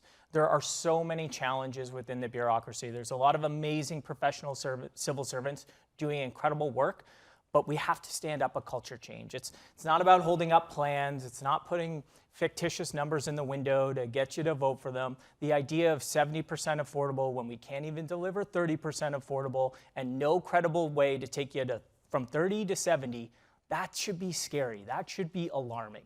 That's politicians not being honest with you. And so, you know, when I hear about these funds and that government is going to go into the housing business when we actually have a lot of incredible not-for-profits in the housing business, and yet we make it so difficult for them to build housing. Maybe we should make it easier. We have thousands and thousands of trades, many who are training right here at George Brown to build the housing, and yet we make it so difficult to get through the permitting cycle. We don't need more layers of red tape, and that actually is a position. For those out there who say like, oh, well, how many thousands, tens of thousands of fictitious units? What's 30,000 times zero?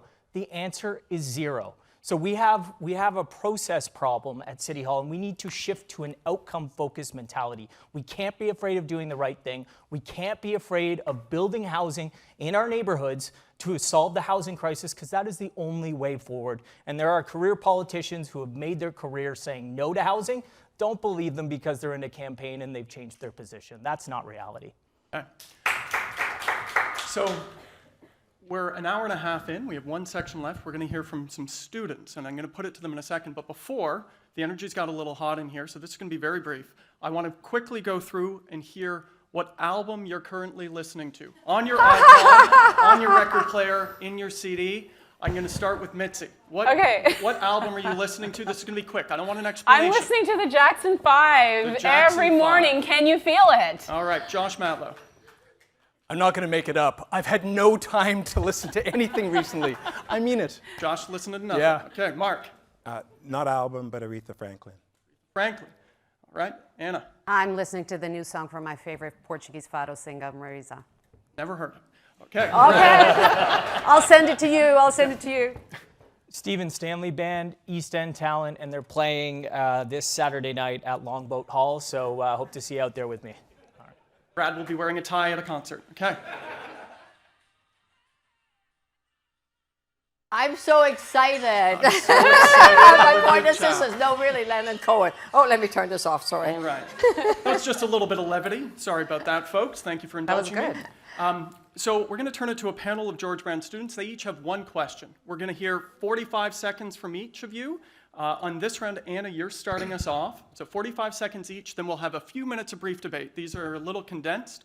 Samir, why don't you introduce yourself, what you're studying, and then your question. Hello.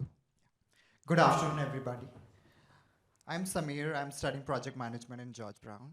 My question is, as a student who is about to graduate and having listened to many recent graduate friends of mine, I'm concerned around the lack of opportunities in Toronto.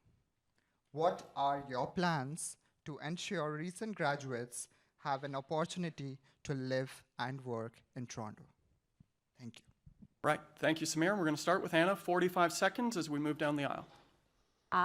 Samir, you said lack of opportunities, and I had my heart sinking because when I came when I was 15, that is exactly the feeling that made me feel welcome. It was that I felt that opportunity. So making sure that there is affordable housing so you can continue to live here, so that we can continue to attract investments that create jobs for you, so that we can make life easier by having a TTC that is safe, reliable, and convenient for you to get around when you want to see your friends. That is what I'm all about. I'm the mayor that will be making life easier and more affordable so that students like you that are graduating can continue to live in the city and contribute to create opportunity here in the city. Brad. Thanks for the question, Samir. You're in good hands if you're coming out with project management. There's a lot of projects here in this city, and they probably need to be managed better, so we'll put you to that task.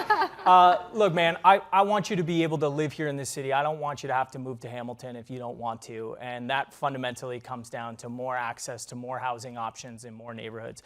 I don't know where you're living now, but I can tell you I hear from lots of young people, lots of students, and we have less than 1.5% rental vacancy in this city. We need to build more purpose-built rental. And when you're ready to get into the market, we need to make sure that there are more financing options, working with banks and recognizing that, there's been very little innovation in financial institutions. We need shared equity models so you can take your hard-earned money, put that into the market, get a foothold in real estate here in Toronto. I'm going to make it happen for you.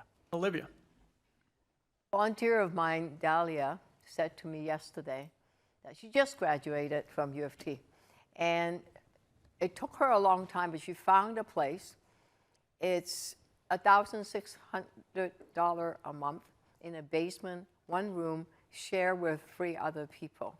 And it eats up 75% of her salary because she works in the nonprofit sector, is very little. By the end of the month, about now, she's running out of money. And fresh fruits, vegetables, and even canned soup is a luxury for her. That's how difficult it is for young people to survive with a degree. And that's why it's because we haven't built housing. The city of Toronto have not built housing all these years. With me as your mayor, I will change that. Thank you. Mitzi. Thank you, Samir, and Toronto needs you. You're the future of our city. So making sure that you have a job and a career path that you're excited about, and that you want to have a place of your own. So my affordable housing plan is about below average market rents, rental units that the city will build and continue to own and not give it away to developers.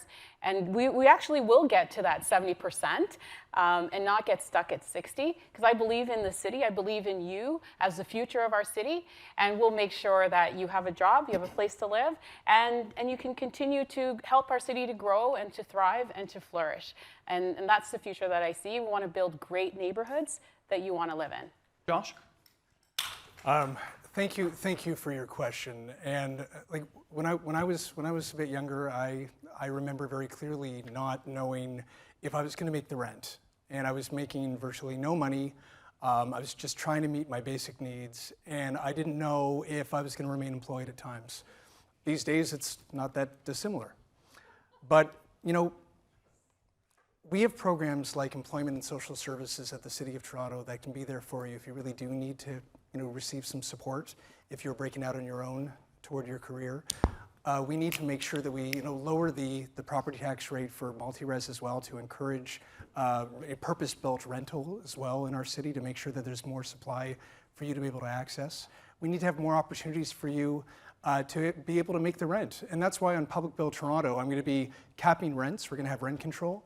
But we also need to advocate toward the province, and I hope Mark would support this when he talks to Doug Ford, about ensuring that we have rent control returned to apartments throughout this province, including here in Toronto. Mark, we need to make life more affordable for you. Great, and thank you, Samir. And your discussion is a discussion that's had by thousands and thousands of people right across the city, people who have done what we've asked them to do. Go through your education, do your post-education, and start on this journey. And right now there isn't a place because, again, government has not created that environment. You have my promise and commitment to make sure that this does not happen again. that we are never in that state that we're in order to move forward. But I can tell you this right now, having the opportunity of making sure that government has direct links to help people that are coming out of post-secondary. So at least they have a starting line to look at something to figure out what can be done to move in towards the journey that you're moving to is key and critical. But right now when it comes to housing, we have failed. We need to move forward. It is a great, vibrant city. We have to keep these dreams. And in order to do that, we as government have a responsibility and accountability to make that happen. In a few minutes on this topic, so opportunities. So- of jobs and work. Mitzi, coming Yeah, on. and I want to continue the conversation with Samir because this is what it's about. It's about the future of our city, and we want to make sure that we invest in our city, in the critical infrastructure. I talked to you about transit. That's a really important part. That's going to create jobs. It's going to locate transit along major corridors. That's going to add density. It's about where we want to lead as a city, and we need young people like yourself who are the talent. And in order to stay here, you're going to have to be able to afford to live in this city. And I know that. Recently I was speaking with a single mom, and she makes just under $80,000 a year. And she's like, I'm not sure I can still live in the city with my daughter. And so that's why I'm very focused on the major feature of my campaign is about building more affordable housing units, 108 projects for 53,000 individuals and families in the next 6 years. I believe in our city, we can get this done. I have Anna coming in. I believe in this city. I do believe in this city, and with the challenges that we have with our budget, with a $46 billion backlog, we need to tackle that. We are at a crossroads. We have a city of opportunity with a lot of growth, but we need to manage that growth and make sure that the infrastructure is there. And for that, you need to have a mayor that on day one is going to roll up the sleeves and get to negotiate with the federal and provincial government. It's all these plans and the $2 million for this and the $2 million for that. We have major challenges. You need somebody that is going to address the fiscal sustainability of this city so we continue to be the city of opportunity that I felt when I was 15 years old and got here, and I want to make sure that you feel when you graduate as well. Brad, Olivia, then Josh, and then we're going to move to the next question. Brad? Samir, what kind of PMing are you doing? I'm doing in IT. IT, okay. I had a meeting with the tech sector a couple weeks ago, and the challenges right now, everybody knows that the tech sector is going through some things, but they are strong and they are resilient. And in Toronto, it's not just about importing the bigs from outside of the country, it's about building it up right here in the city, and you're at the tip of the spear. You're in a position to do that, and I wish you success. But one of the challenges facing young folks in the tech sector is that, they make a good income, they've got a job stability, they're doing okay, but they don't qualify for any of the subsidies, right? And if you're paid in some sort of stock option as a startup, that doesn't pay your rent. And that is why I'm so focused on delivering more housing for more people, because you are the workforce of the future. You are essential to Toronto's future success and prosperity, but if you can't afford to live here, you're gonna go somewhere else. So we're going to build more housing, we're going to deliver more supply, we're going to get it done faster, and you're going to be very successful here in Toronto. I have Olivia, then Josh, and Mark, I want to give you a chance to come in this segment. Olivia? Samir, I used to be a city councilor for downtown. You can see a lot of housing being built downtown. And I've also been a member of parliament, so I know what it takes to work with a federal government in order to get some of the money. And when you take the Yonge Street line, you will see the subway going up, that subway car. And it was a deal part of the gas tax that we got from the federal government so that we can purchase those cars in order to have a new subway cars on Yonge Line. So I've done it before, experience matter, and I hope I can work with you and all the recent graduates so together we could build some really good affordable housing. Josh? Samir, if we're going to actually attract the kind of jobs that you want in your life, and if it's in the tech sector, our city's competing with cities, whether it be in California, Houston, Miami, many warm weather cities, and these companies are figuring out where are they going to set up shop and where are they going to bring the jobs. And one of the best ways that we can do that and attract them here is to have a great quality of life, great services and affordability, so that people are attracted to come here and therefore their employees want to live here. If we don't have a good quality of life, we're not going to have those companies come. And when you hear candidates tell you that they're going to do all these wonderful things by uploading the gardener and the DVP, even though Doug Ford said he's not going to, that's not real. When you hear other candidates say that they're not going to even consider looking at the tax rate or real revenue tools, they're not going to be able to pay for our quality of life. I'm providing a plan, and I hope that you'll read it and see it at it's votematlow.ca. Votematlow.ca. If you read the plan, you'll see that it actually speaks to exactly what you're asking about, how to attract jobs to Toronto, because we're going to build a quality of life that they want to come to, and then therefore you will have an opportunity. And Mark. Great. Again, you know, I just want to say that these are the stories that we hear about the city when we knock on door to door and hear parents talking about our sons have done what we need to do, our daughters have done what they need to do, now what? And lots of times there's a lot of issues. First off, having a place to stay is key and critical. In order to stay here, you have to be able to afford it, but in order to stay here, there has to be a place to stay.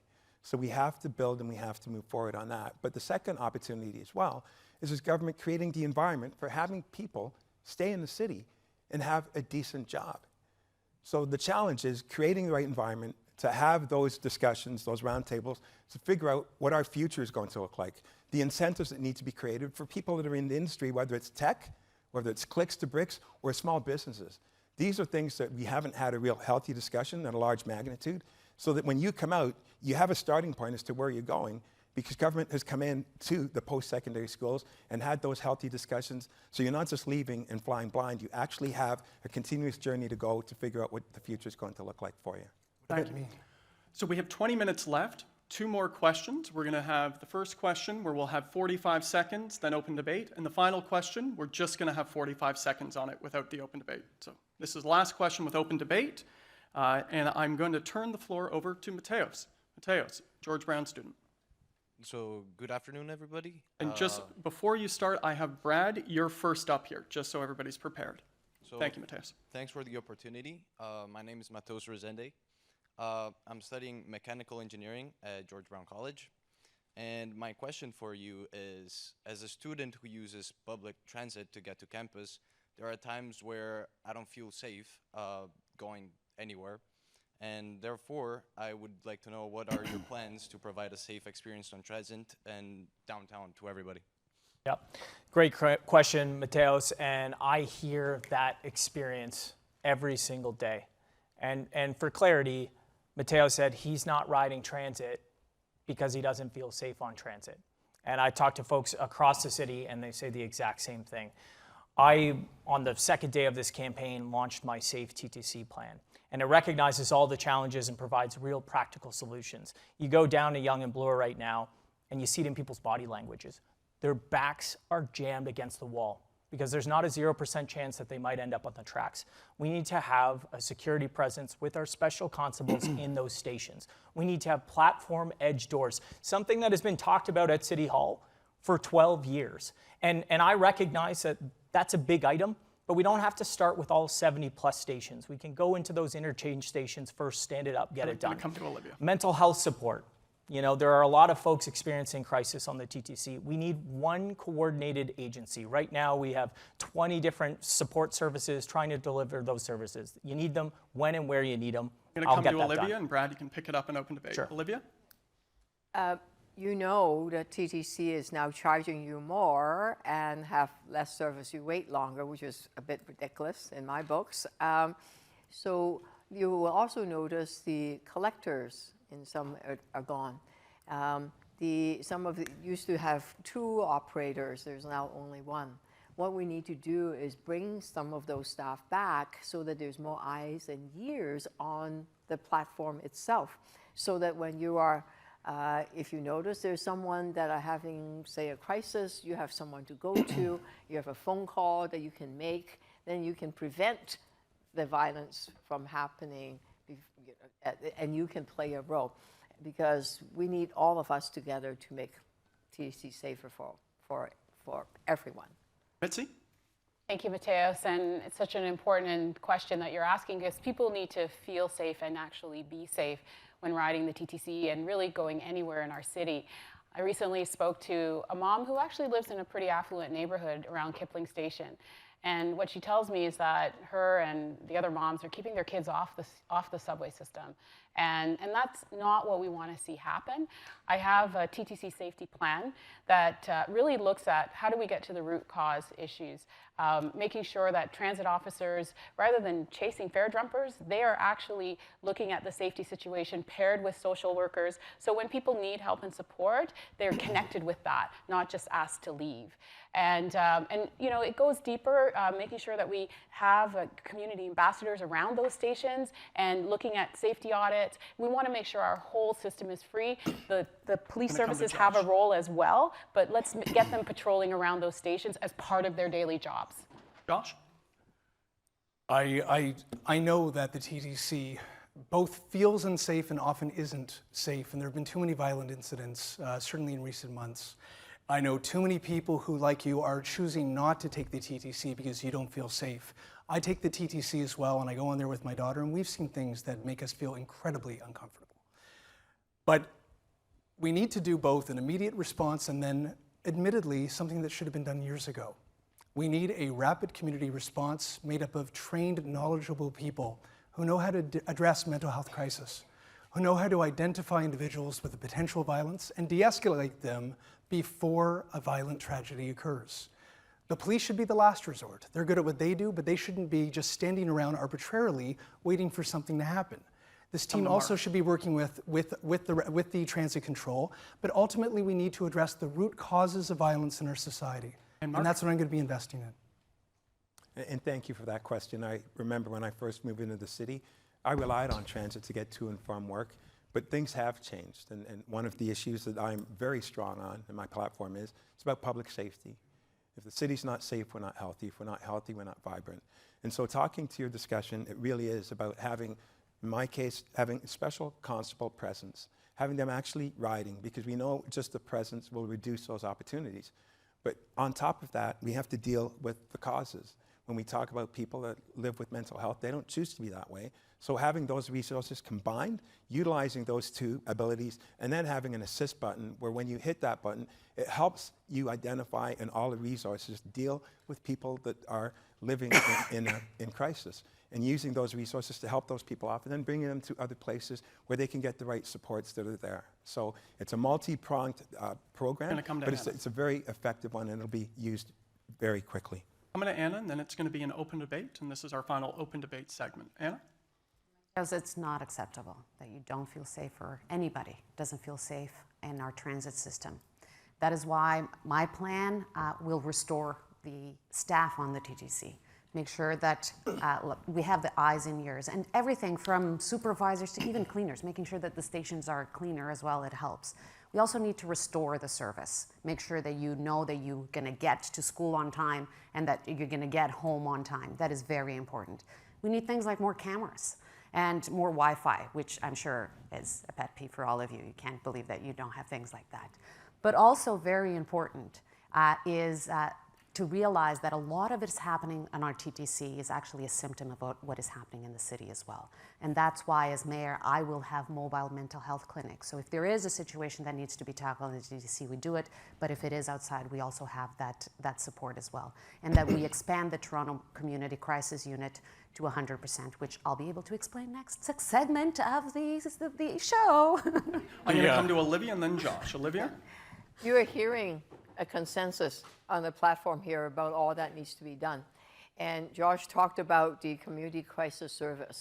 It's in a pilot project. It's only a year old, but it's been doing really well because these are well-trained professionals that know how to deal with people that are in crisis.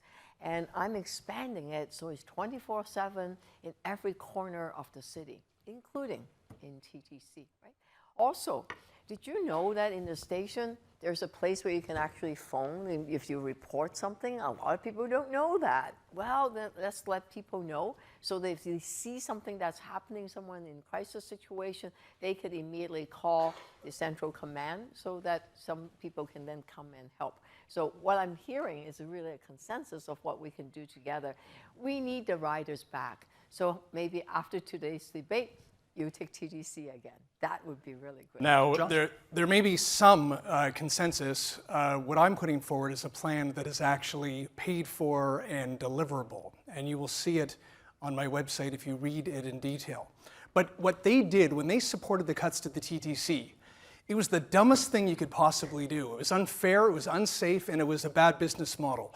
Imagine after the pandemic, if you owned a restaurant and you decided to give crappy service and hike the prices on the menu, nobody would come and eat at your shop. That's what they did with the TTC. So if you have to wait longer in the dark for your bus or on the platform from the subway, that's not going to make you any safer. And I'm going to be reversing the cuts immediately. We're going to move forward with not only reversing the cuts, but I want the TTC to be more reliable, safer, and more affordable, because that's how we're going to incentivize people like you and others to get back on the TTC. And ultimately, the more we do that, with people working there, with the best trained people working there, we can create an environment to make it genuinely the better way again. Brad? Yeah, I'm not sure if you listened to the question. Mateo said that he's not riding transit because he doesn't feel safe. And the biggest delays on transit are when we shut down the trains, when the bus has to pull over, because there's been an incident, because there's somebody in crisis. And so that's why there is consensus that we have to make the TTC safer. Ridership is going to come back when we do that, precisely because you've identified you're not riding, not because of service levels, you're not riding because of safety. So that is where our energy and our efforts need to be focused on, making the TTC safer so it's your first choice, not your last choice. But they affect each other. The reality is the service levels affect safety. No, so we need to be able to The reality is the longest delays on the TTC is when the trains grind to a halt because somebody's hit the emergency strip. Because you've had to call first responders to the when you station. support it to delay people to actually access running out of time. And so I'm going to, with that, for our final question, and this is our final question of the debate, and we have no open debate here, so you just have 45 seconds each. And Olivia, it's back to you. You're first, so 45 seconds each. Satish, over to you. Hello everyone, it's nice to meet you all this close, and thank you for the opportunity. This is Satish. I'm currently pursuing health informatics. My question is, what are your plans for collaboration with colleges, community organizations, and healthcare providers to promote healthy lifestyles and prevent chronic diseases for Torontonians? So it's going to go to Olivia first. Of course, it's on public health with me here to end. Say that again, sorry. Said, of course, it's on public health with me moderating the close here. What are your plans for collaboration with colleges, healthcare providers, and community organizations to promote healthy lifestyle and prevent chronic diseases among Torontonians? Healthy lifestyle, that's important. I was eating some carrots before coming in. The City of Toronto has, thank you for a great question. The City of Toronto have a public health service. It also has a grants program.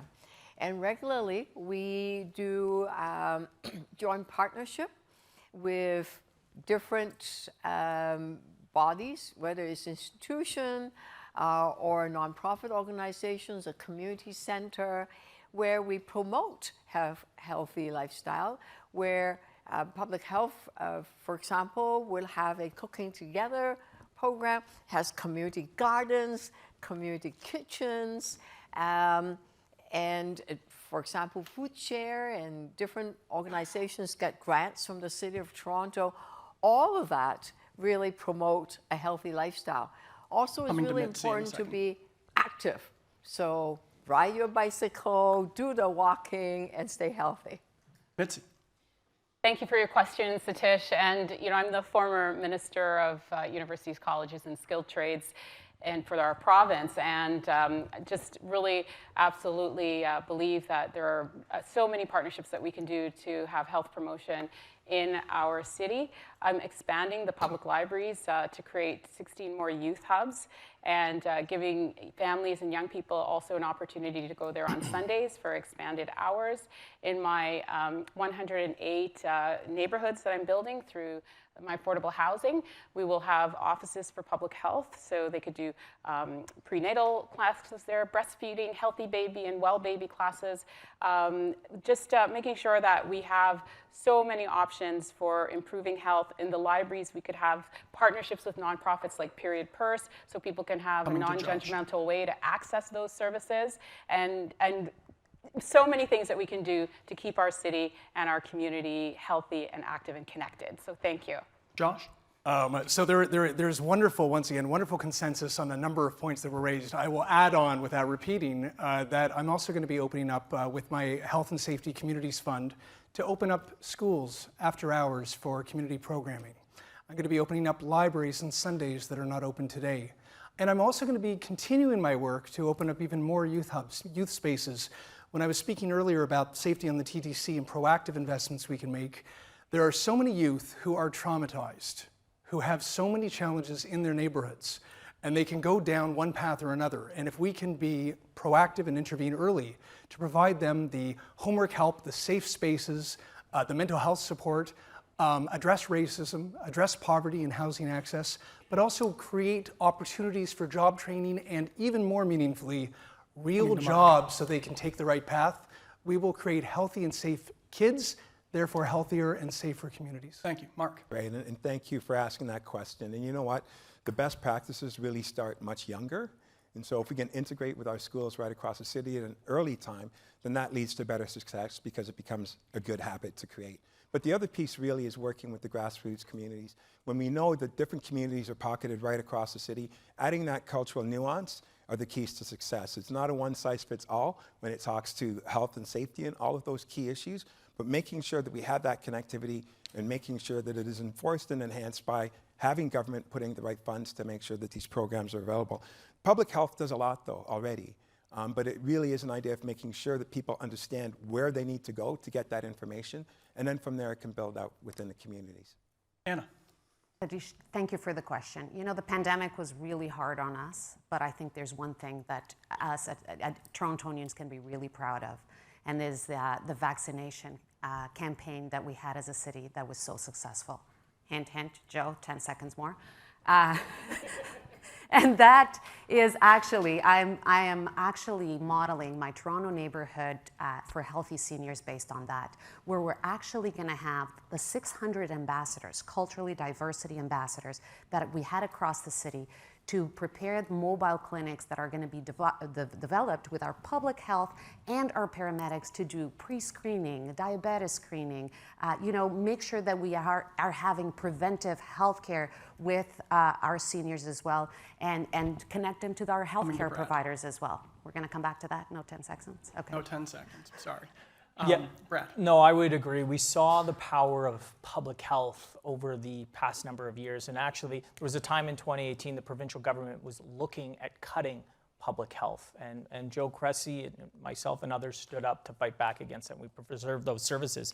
And then, importantly, over the pandemic, you saw culturally relevant healthcare. I supported that with Michael Garron Hospital in my community, where we worked with the Bangladeshi community, we worked with the masjids, we worked with organizations like the Neighborhood Group to get out there and make sure that those who wanted access to vaccines had that door-to-door grassroots effort. The bigger piece of public health is we want to promote healthy lifestyles, active transportation that's safe for you to get around the city. And Sunday night, I was with the Bangladeshi community in Flemington. We need cricket pitches that are available for practice, not just permits, support sports and healthy life in the city. Let's build it together. Thank you. So we're now to closing statements. And we're going in reverse alphabetical order from where we started. And so, Mark, over to you. Candidates, you have 1 minute, and you have the clock in front of you. Mark, when you're ready. Well, first off, thank you, everybody. I know that there are other things that you could have picked and chose to do today, but you chose this. It's an important topic. It really is. When we talk about building, we're talking about hope. We're talking about the newcomers that are coming in. And if we're not ready for the 500,000 that are coming in, we have failed them. And the people that are here already, we have already failed. This is a discussion about leadership. This is a discussion about prioritizing. When I said at the start that 90% of the purpose-built rentals are over 40 years old, that tells you that this has been an ongoing discussion that has happened with politicians year after year with lack of execution. When I told you that Toronto scored last, these are just facts. Everyone here has a touch point with that. What I'm saying is we need to be brave and bold. We need to have leadership, experienced leadership that understands that this is a priority and will actually move to action, not move to words or create other layers, but actually start building and building now so we can have a healthy, vibrant city that we all deserve so that we can make sure that more people live that Canadian dream that I had the opportunity of living. Thank you very much. When we focus on housing, we need to focus on both those who can hardly afford a home and those who can't afford a home at all. Those who are on our streets and our parks, every one of us should have a right to a roof over our head. And we need to do better, and we need to move forward with realistic plans to make sure that everyone's needs are met. Because if we're not doing that, we're not taking care of each other. But if any of us believe realistically that we can't do that without investing in those priorities, then we're just not being honest. It's not real. And that's why I'm being upfront about our plans. That's why I'm saying that we have a realistic plan to address these needs in a real way now. You know, ultimately, we also need to build communities. And as we build more housing and more affordable housing, that must come with the infrastructure and the parks and the services, the quality of life, to meet the needs of the residents here today and those who will move here tomorrow. But to conclude, we can never forget the people who have no homes at all, and they need to be on a pathway towards the lives that we would want for anyone we love. Thank you. Mitzi. Thank you so much. And thank you, Joe and Gervan, for hosting us here today at George Brown and your impressive group of students. And thank you to the panel. You know, we need to fix the six. It's clear that we have a beautiful city, but there are some things that need to be addressed. And affordable housing is at the centerpiece of that. We have to be a city where young people who grow up here, who study here and learn here, can see themselves living in our city. And my plan, which, you know, in all the conversation, I have not seen anyone else with a comprehensive plan. And it is available on my website as well, mitziformayor.ca. I want to build those neighborhoods in our city that people can find a place to raise their family, the quiet places with libraries, public health, and playgrounds. That's what we need, a space for people to live, work, and play in Toronto. This June 26th, our city will turn a page and start a new chapter. And I want to be your mayor so we can have a city that works for everyone, everywhere in the four corners of our city, from Scarborough to Etobicoke to North York and downtown and East York. Let's fix the six together. Olivia? It's tough when life is not affordable for everyone. For far too long, we've been asked to wait. Renters are told to wait for affordable housing to be built. Low-income seniors are told to wait more than 10 years for affordable home. Developers are told to wait for more studies and more report. And young couples are told to wait forever to buy their new home. Enough already. We have a decade of inaction. We will not wait any longer. We can't wait. The time for change is now. The time for hope is now. Dahlia, the person that I talked to you about, is a volunteer because she says she finds hope. That is what we need. Let's come together. Let's build a city that is affordable, safe, and caring, so everyone has a home and everyone belongs. Brad. Thanks very much. I appreciate that, Olivia. You really were making the case for less talk, more action, so we agree on that. Look, all of those things that Olivia said are true. I mean, decades of delay and deferral and indecision that's holding this city back. When you talk about affordability, which is top of mind for everyone, the biggest expense that you face every month, it's your rent or your mortgage. But the difference is, with a bunch of the candidates up here, the answer to the delay, the answer to the broken process that has inhibited more housing being built in the city is not more bureaucracy. That doesn't make any sense. We have to ask the questions, why have we not built the mid-rise that was promised on our avenues? Because it's as hard to build a mid-rise building as it is a 60-story building, so we don't get mid-rise. Why don't we have more apartments in our neighborhoods? Because decades ago, that was made illegal. I'm an urban planner. I worked at City Hall. I know how to fix what's broken, and together we're going to build more housing for more people and more neighborhoods and keep this city affordable. Vote Brad Bradford, June 26th, and we'll get it done together. Thank you. Anna. Thank you. I want to go back to that sense of opportunity. That is what keeps me going. That's why I'm running for mayor, to create that sense of opportunity. And you can't have opportunity if you can't pay your rent, if you can't have at least the hope of owning a home or having the dignity of having a roof over your head. This is the biggest, most important issue that we're facing right now. It's to make sure that we continue to be a city of opportunity. We need to tackle this housing crisis. And we need the supply, and we need the nonprofit housing, because the supply is never gonna create the deeply affordable housing that we need. We need governments to invest as well. I know that. I know how to create the most supply. I know how to work with the nonprofits to deliver the affordable housing. I know how to work with the 3 orders of government to make sure that we have them at the table to deliver the deeply affordable housing that we have. On June 26, you have a clear choice. You can have candidates that are beholden to the premier and have the premier run City Hall, or you can have people that are going to be just running it like the official opposition because they've built their careers building the official opposition. We need somebody that on day one can roll up the sleeves and get the job done. Ladies and gentlemen, you have been unbelievably calm and quiet throughout this, with the exception of Adam Vaughan, of course. Please join me in a huge round of applause for all 6 candidates.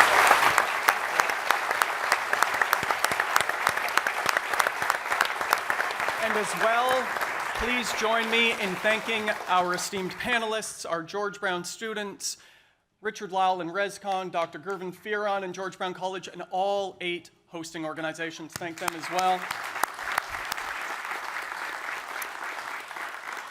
For those on television, those in the audience, and the candidates, city building belongs to each and every one of us. In the public and private sectors, in government, in nonprofits, in the workplaces, in our homes, every one of us has a role to play in city building. On June 26th, make your voice heard. Get engaged. I'm now going to invite the candidates to leave first up the aisle here. There is a media scrum for those of you wishing to participate that will take place. To members of the media, organizers can show you where. So if members of the audience, if you could hold 1 second to allow the candidates to leave, and thank you once again very much.